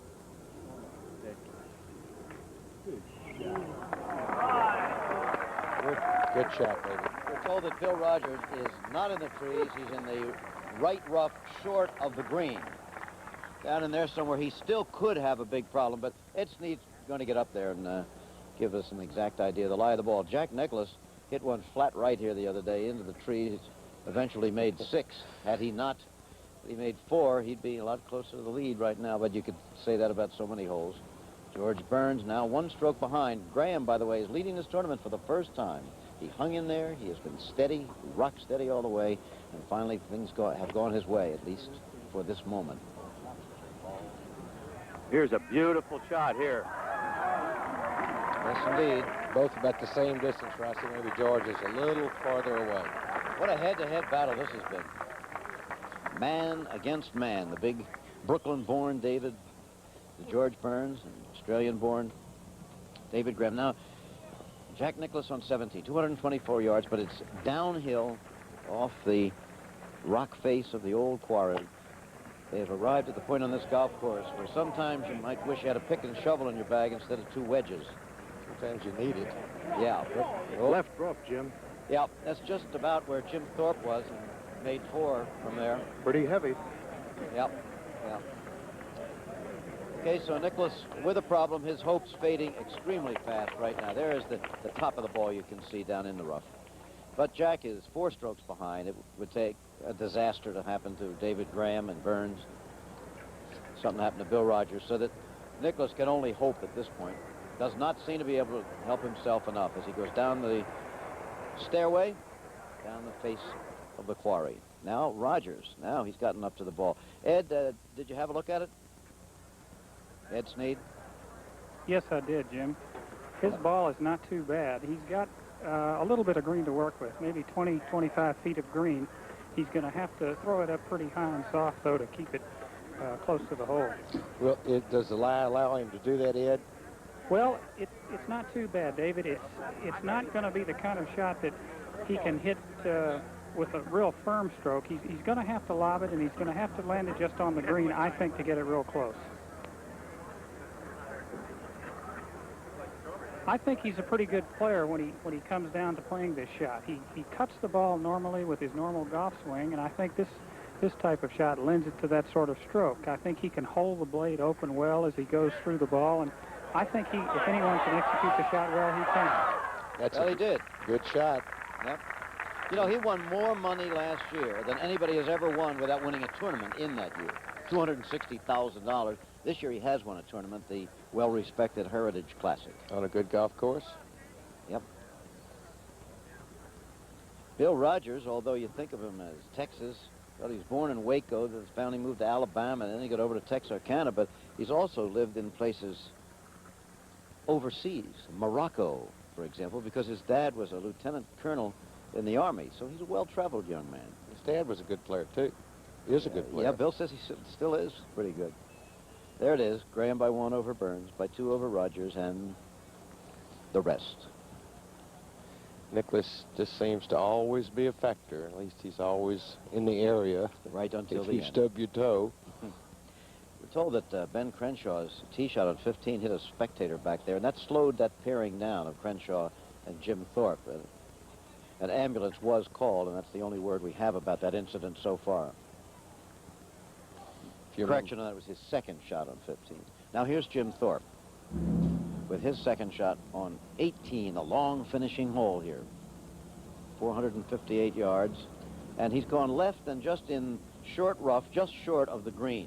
On your right as you look at the screen, but the golfer's left. He'll have a reasonable pitch coming up. Well, he may be a little disappointed in his finish, but he's had a fine tournament. He certainly has. Jim Thorpe at even par for the tournament right now in a tie with a lot of people, with Ben Crenshaw, Lon Hinkle, John Schroeder, Chichi Rodriguez, Sammy Rachels, and Frank Connor, all of them tied at even par. So very important for him to make his par here. He'll drop well down on the money distribution. Speaking of important, this 6 or 8 footer that Bill has at this point may be the biggest putt he's ever had to make.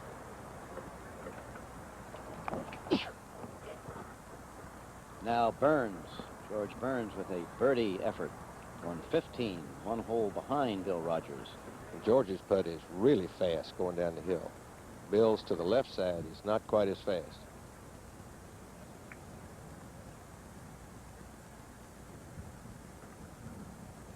Left. Whoa, he's left a little something coming back. So this should swing quite a bit from right to left with George here. Now, so Bill Rogers is beginning to fade, but not George Burns. Look at it go by. Yeah. Look how fast it. He's got a tough one. Part of the cruel things that happen to you in an open. You hit a very good shot. You're just on the wrong side of the flag to take a run at it. You hit what appears to be about a foot from the hole one that's going in the center of the hole. Got enough speed to hold the line. And now here is Jim Thorpe getting an ovation at the 18th green that he never expected when he came here this week. He has tried to qualify for the U.S. Open 7 or 8 times. This is the first time that he's even made it to the tournament. One of the lesser-known players on the tour receive an ovation at the U.S. Open. It's something to remember for a lifetime.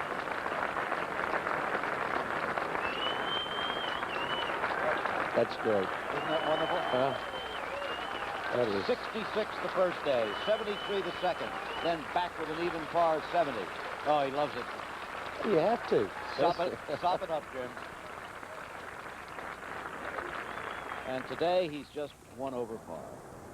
Now David Graham, the leader, with a chance to go 2 ahead. And give himself at least 2 ahead, because George has about a 3-footer there.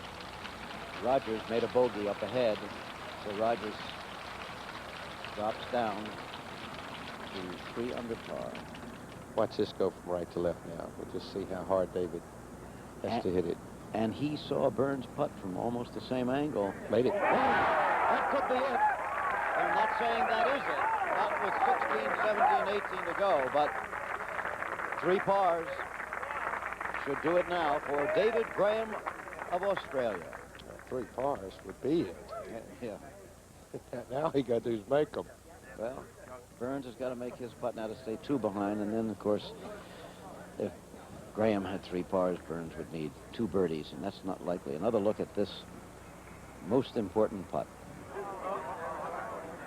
David has played so well today. Well, he's now 3 under par for the day. Pars in for 67. Which would tie the low round of the day. Yep. Rattled both sides of the cup as it went in. Marvelous putt. George Burns made his par, so David Graham now leads by 2, is 3 under for the day. George Burns is 2 over for the day and 5 under for the championship, and Rogers' hopes are just about over as far as winning is concerned, as is the case for Jack Nicklaus, who bogeyed 17. John Cook is already in, of course, at 1 under. Chichi Rodriguez at 1 under has had a marvelous U.S. Open. Now Jim Thorpe with his 3rd shot on the par 4 18th hole. Oh, he's left it way short, as he did on 17 from the rough. We don't know what kind of lie he had there for sure, Jim. And once you get over the middle of the part of that green, it gets very quick back where the flag is. The 9th of 12 children of a greenkeeper at a small country club in Roxborough, North Carolina. Now the leader on the 16th hole, the 430-yard hole, the first time he will encounter the quarry. Now you hit your tee shot, hopefully, obviously, into that fairway area. Then you must go over the quarry, through an alley between 2 little forests of trees. That's why it's so important to hit the fairway. You saw Bill Rogers miss it. He takes the gamble, then made a bogey. Another hard part about this, you've got to pick a line. You can't see the landing area where your ball's going to come down. I always found that to be, was always a little off balance when I can't see where the ball's going to come down. Feel like you want to go left, and actually you've got to shoot out a little bit to the right and then up over the quarry onto the green. What character this hole has, what definition. Hugh Wilson did some job. Hugh Wilson, the man who designed this course, not a professional architect, a member of Merion who designed only 2 full courses, this one and nearby Cobb's Creek, a municipal course. But also the last few holes of Pine Valley. Let's see. Rossi. That is absolutely perfect. Dead, solid, perfect. You can see. There it is. Yep. The quarry in between, and the bunkers, and the trees on the right. That's the problem we'll have next. Jim Thorpe now with a long putt for a par 4 on 18. Watch this, Jim, as it gets by the hole, how fast it is.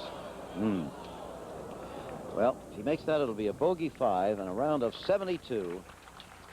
A marvelous U.S. Open for Jim Thorpe. George Burns 2 shots behind. Just don't panic. A lot of golf left. The capriciousness of his tee shots has finally caught up with him. Most important to be straight here, as Dave said. Bob? Perfect. Oh, yeah. Right hand side. Yep. Again, a look at what he faces there. You know, with the pin tucked away to the right, you don't want to be too far on the right side of that fairway, Dave, huh? Well, I think at this point you just want to be in that fairway. Jack Nicklaus on the 18th tee, hitting out of a tunnel of trees again on this one, over the quarry. He's been playing this to the right side of the fairway through the tournament, but you don't get too far right or you hit the trees. Well, that's left today, though. Left, indeed. And down into the rough. It better not run too far. There's out of bounds down there. But I think it has pulled up all right. There it is. There it is. Down into the hard pan. Still rolling. Still moving. Look at the people backing up with the golf ball. Ben Crenshaw playing with Jim Thorpe on 18.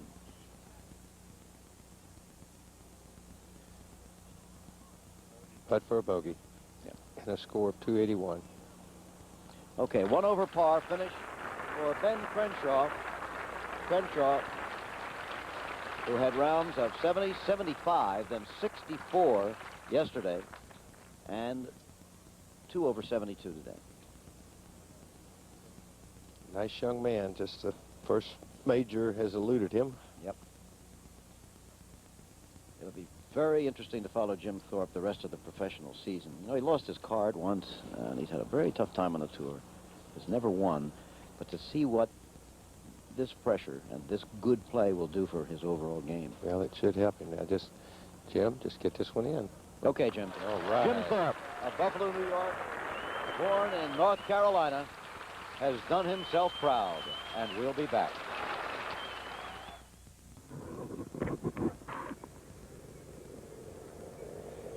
Just 3 holes to go, and there's George Burns, who has just lost his lead. He's been leading for so long, but now is 2 strokes behind David Graham. This is the 16th. George might have almost driven too far, and those trees may be blocking his view. The flag is up on the right-hand side. Very difficult shot.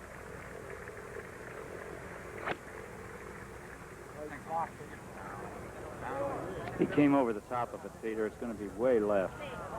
Just off the green, almost level with the flag. But he was just approaching this green from the most difficult of angles. David Graham, from a much better position, will be hitting what sort of shot, Bob? I would say this is a 5 or 6 iron, depending upon whether he wants to cut it in there or whether he's just going to hit it straight. He wants to get it back up on top. I think this is probably a 5 iron.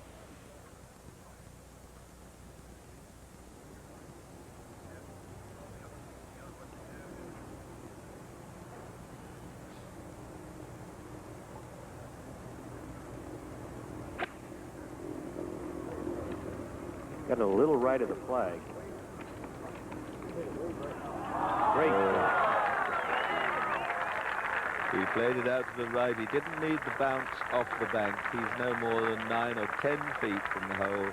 The perfect weight. And he is looking good. Jack Nicklaus, second shot at the 18th. Pulled his tee shot. Just talk to use your thumb. He's down in the trees where the spectators have been. Now he's got to drill one low and up the hill. Now David Graham had a shot like this, and I think the first or the second round, and he hit a 3-iron which scuttled through and came up on the green, or just short. Anyway, he escaped with a par. Jack, is he going down the shaft? He's going to hit it low and draw it round.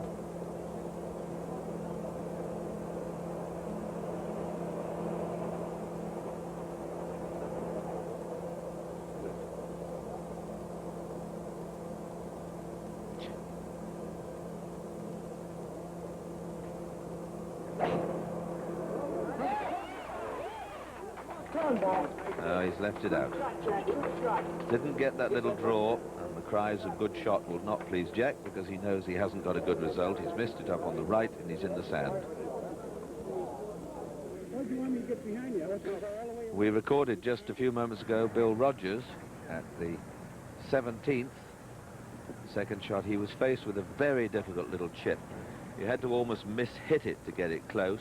And he just stubbed his club in the ground, and everyone's saying, oh, bad luck, Bill, and then on, and on, and on, and on. You don't think these breeds are speedy. Nice to see competitors smiling, isn't it? Don't see it too often these days, unfortunately. You do in this game, though, and that's good. Good three for Billy.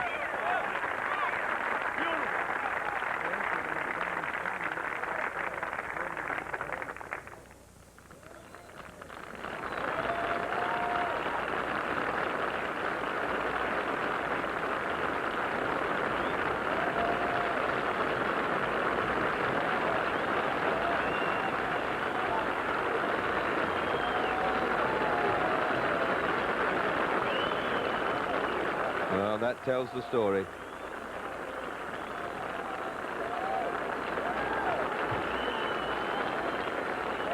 The ovation for one of the world's greatest sportsmen.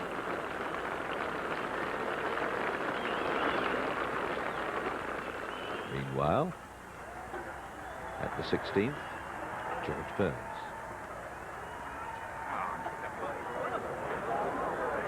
And he's played a pretty good one. Just needed a touch more. But George has missed a lot of fairways and a lot of greens today, and I'm sure it's only his great courage that's kept him going, really. A lesser man could well have crumbled. He's still there, battling away. But he's got to hold his game together because Rogers is just two behind him. Jack Nicklaus is up ahead at the 18th, going down into the big bunker, disappearing below ground. There he is, with a long bunker shot. Probably one of the most difficult shots in golf. There they go. Up Periscope. And that shows you how deep that bunker is. Looks much easier from that view, doesn't it? Now Jack needs to get down in 2 to tie with John Cook. Of course, John Schroeder, his partner for today, is also 1 under par.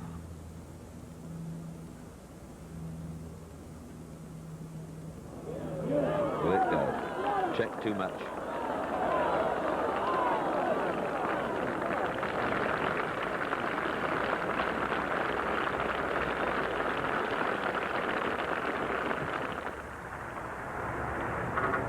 David Graham, the championship leader, putting for a 3 at the 16th.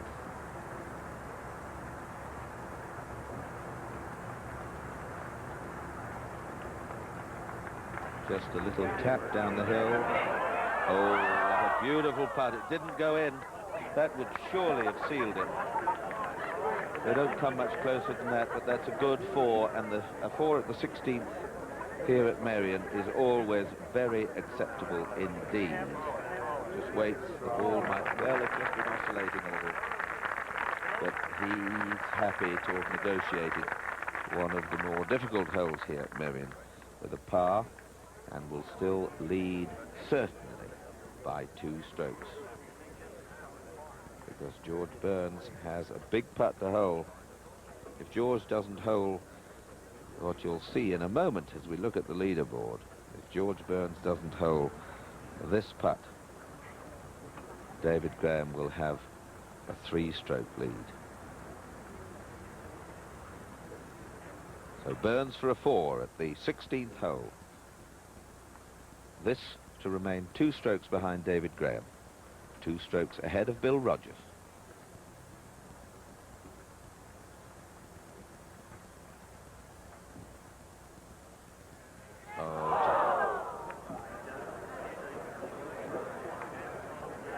And of course, with the huge prize money at stake, apart from the honor and glory, you don't really rush these when it could cost you much gold per stroke.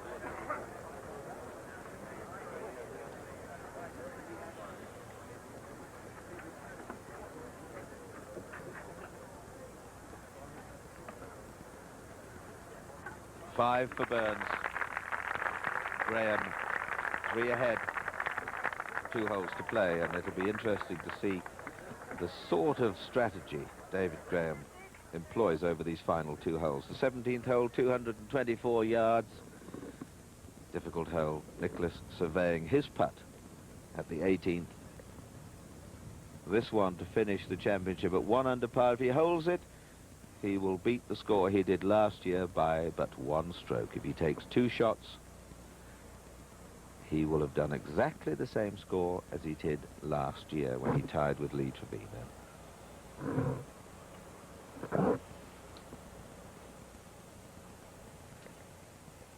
71, I mean, let's say last year. I'm getting so excited, I'm carried away myself.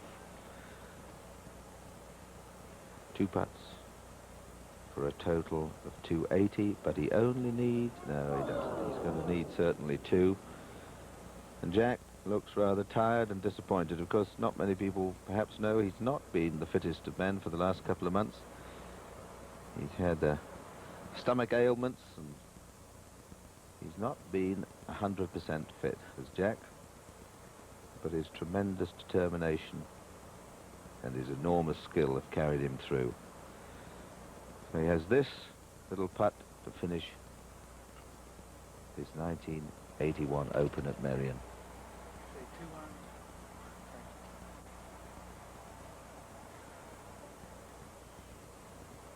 Round in 72.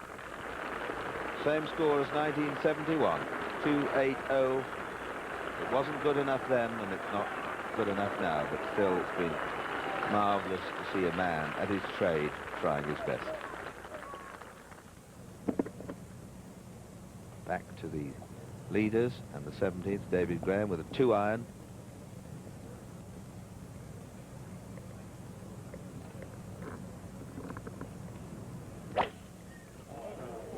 Now he's got all the looks of a man who's left that out to the right. It's safely on. I think the gods are with Mr. Graham a little bit. He was going down the right, it just skipped along the cut of the grass there, and again he's dead level with a pin, only some 6 or 7 paces from the hole. Looking like a winner. George Burns also will be using a 2-iron, but first it's Bill Rogers, second to the 18th.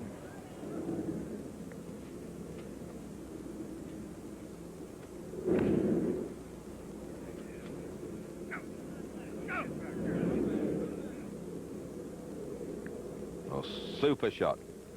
George Burns at the 17th.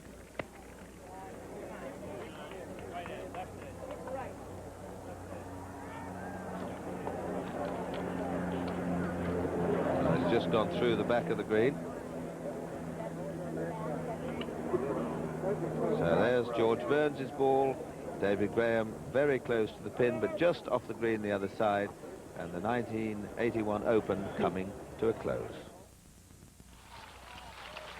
We're back again for a videotape look at John Schroeder finishing up. He was the playing partner of Jack Nicklaus today. This for a par on the 18th hole. As you watch him make it, gave him a score of 32 on the back 9. 2 under par, a round of 71, and gives him a tie for 4th in this championship with John Cook. Both of them have completed their rounds, and they'll tie for 4th in the U.S. Open. John Schroeder with one of the great, I suppose, the greatest tournament of his career.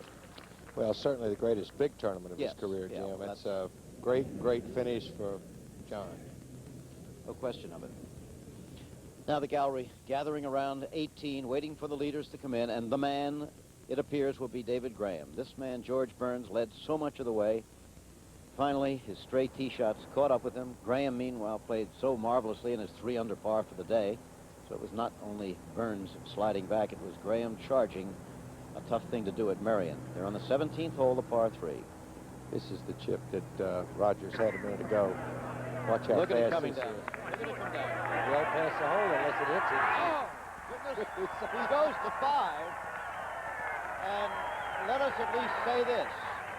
It isn't totally over. Because there's 1 hole to go. If David Graham makes par here, it will be 2.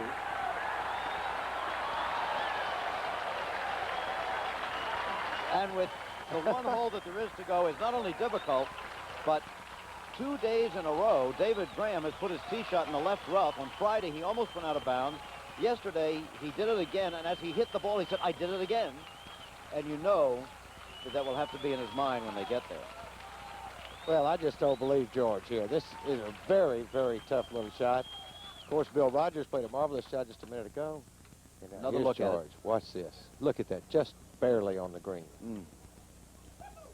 Look at him walking. Oh, yes. Oh, yes.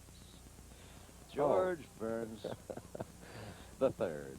Well. And there's the live shot of him.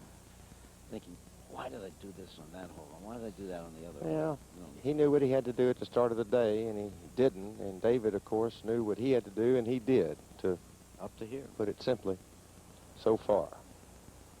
It's been head-to-head all the way between these two.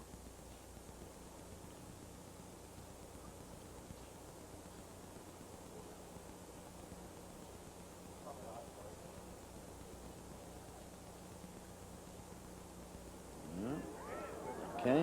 Not bad. That for the three, which is what he needs. Anthony David Graham, his full name, born in Windsor, Australia, 35 years ago, now 18. Bill Rogers with this for a birdie. He hit a marvelous second shot from the top of the hill. To go 4 under. Okay, that puts him at 4 under. Way to go, Billy. And a matter of a minute ago, that would have put him in a tie with George Burns, but it doesn't now because Burns has birdied 17. But he will finish third in the U.S. Open, unless some calamity would befall Burns on 18. But he'll finish no worse than third. Now, David Graham for the 3 on 17. And he's down. All right, still 7 under, 3 under on today's round, and there's 1 hole to go. It is 458 yards long. It is a par 4. You hit over the quarry one more time out of a tunnel of trees. You might say, well, David Graham won the PGA. Yeah, well, he's won 6 tournaments on tour. We'll tell you more about him, but you're watching Chichi Rodriguez. For a par. For a par. What a great tournament, Cheech. Finishes at even par for this championship at 280, the same as Jack Nicklaus. Had a round of 72 today. Rounds of 68, 73, 67 yesterday, and 72 today. You know, he had said before today's round that if he won, he would give the winner's check to Mother Teresa, the Nobel Prize winner, to help her build a leper colony. And he meant it. Cheech does a lot of very nice things. He's a good man. Now we look. I'm sorry. We're just going to say we're looking back down, zooming down the 18th fairway. I was saying about David Graham, he's won 6 tournaments on tour and he won the PGA. You might say, is that all? Well, he's a world golfer is what he is. Try the French Open, the Thailand Open, the Caracas Open, the Japan Open, for a few. He's won all of those. Now, big drive for George here. If he'd just drill it down there, put it in the fairway, try to put some pressure on Dave.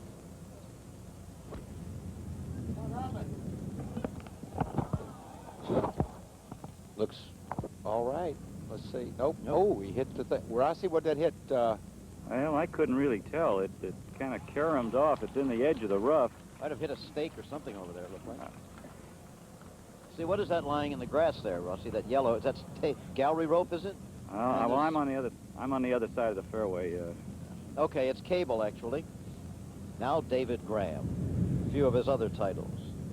The Chunichi Crowns Invitational in Japan. The Piccadilly World Match Play Championship he's won. The Australian Open. South African PGA. New Zealand Open. Gives a lot of his credit to Norman Van Natta, the old Australian pro, who's one of the world great teachers.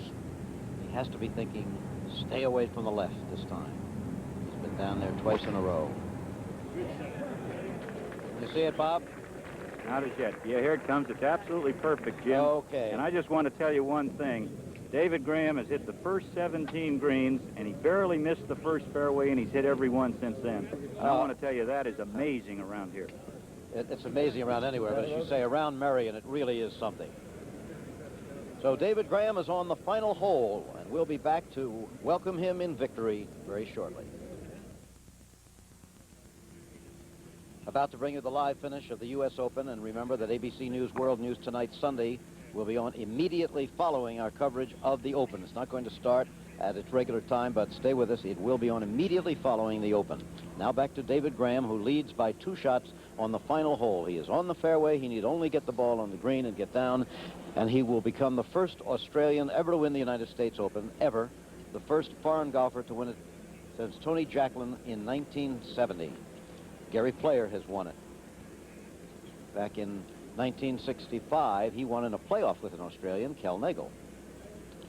The things that must be running through David's mind right now. A couple of weeks ago, he had pulled something in his rib cage and couldn't play.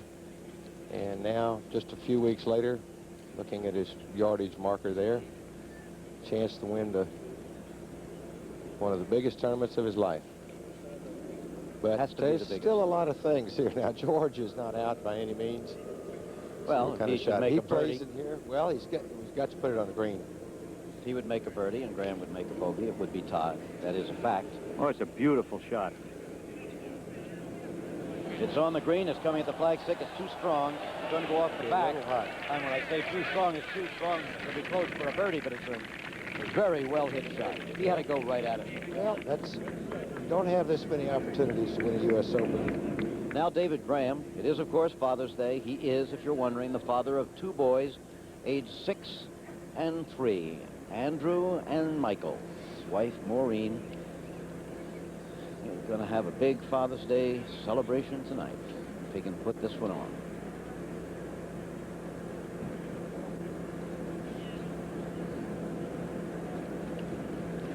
Great drive he hit down there. Sure was. Perfect kind of shot for David, Jim. Just he's got a lot of room to start his hook. Right to left shot into the green.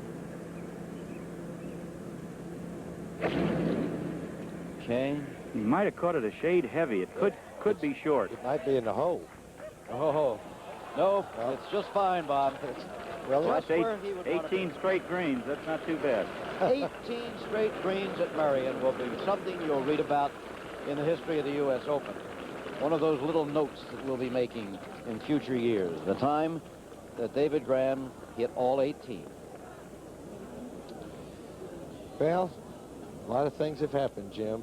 All week we've had quite a U.S. Open. No question of it. You know, we compared this golf course, you know, to the old lady a while ago.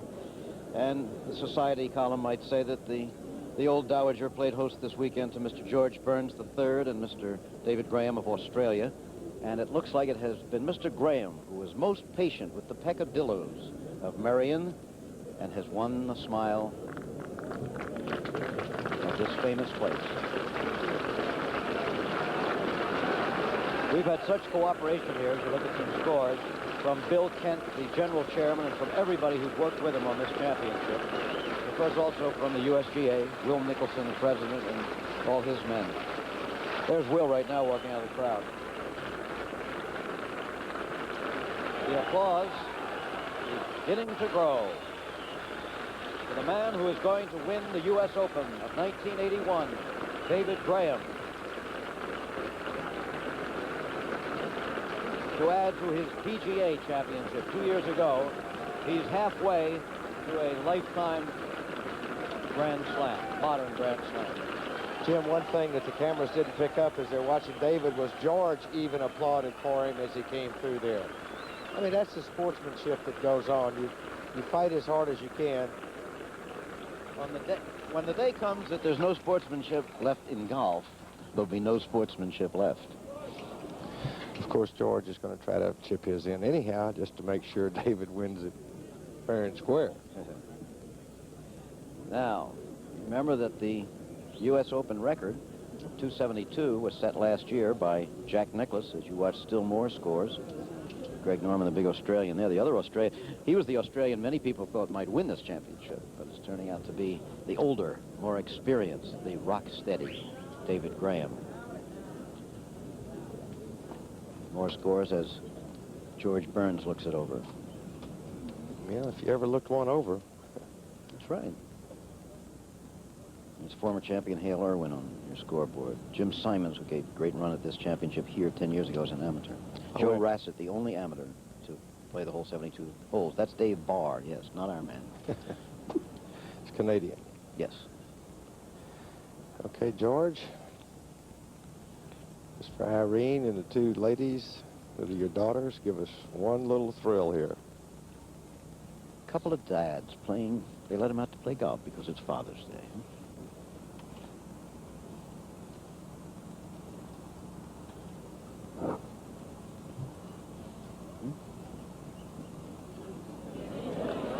Did he hit it? No, not enough.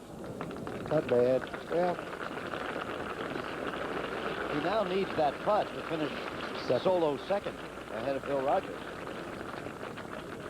By the way, there is prize money. We haven't mentioned it for 2 days because somehow it just doesn't occur to you when you're talking about the U.S. Open. The winning of it is almost everything. But David Graham will win $55,000, putting him just under the $1 million mark for his career. And if he makes this, he will share the all-time U.S. record for 72 holes with Jack Nicklaus. I thought earlier in the week that the scores may be a little low. I thought 278 would be a marvelous score, and certainly it would be, but David with his play today and George with his play over the 4 days also. Bill Rogers, 276. It's only been 2 lower scores than that, actually 4 lower scores than that in the history of the U.S. Open. They were the only 3 to finish better than 279. Okay, would be a nice way to wrap it up.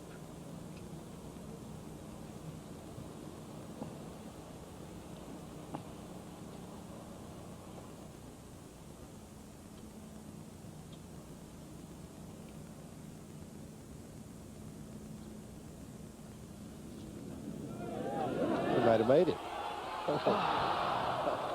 Couldn't have come any closer. But it... I think you can 2-putt from there, David, my boy, down Alaska.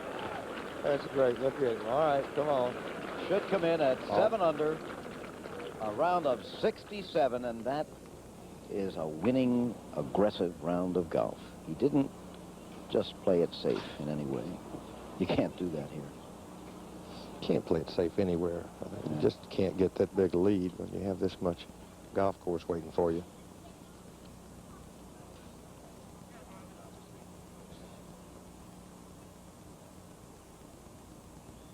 Oh, George. Now that means he drops into a tie with Bill Rogers for second place. George Burns with a bogey 5 ties for second in the United States Open. In a way, congratulations to him. Yes, it's fine. In a way, I'm not surprised that he missed that, because your concentration after you fought all this way, just don't take enough time there. I'm glad to see George playing well. He's had kind of a tough year so far. Maybe this will get him back going for the rest of the year.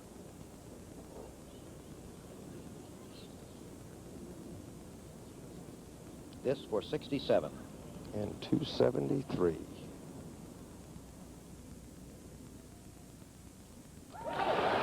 So ends the Philadelphia story for 1981. David Graham is the champion golfer of the United States at age 35. Being congratulated by USGA officials on his way to the scoring tent, where it'll take him a while to check that over. He's responsible for it. Okay, there's your Father's Day picture. That's right. Very pleasant man. Has a good deal of style of his own. An elegant manner on the fairways. Club designer. Very good club designer. And there is the scene. Again, the final scores in the 1981 U.S. Open. Graham the winner. Burns and Rogers tying for second place. Then John Cook, John Schroeder, Jack Nicklaus, and Chichi Rodriguez. Once again, the 1981 U.S. Open champion is David Graham. Blimp provided by Goodyear Tire and Rubber Company. Travel arrangements made through, and a promotional fee paid by United Airlines. United flies more people to Hawaii than any other airline. That's what friendly skies are all about.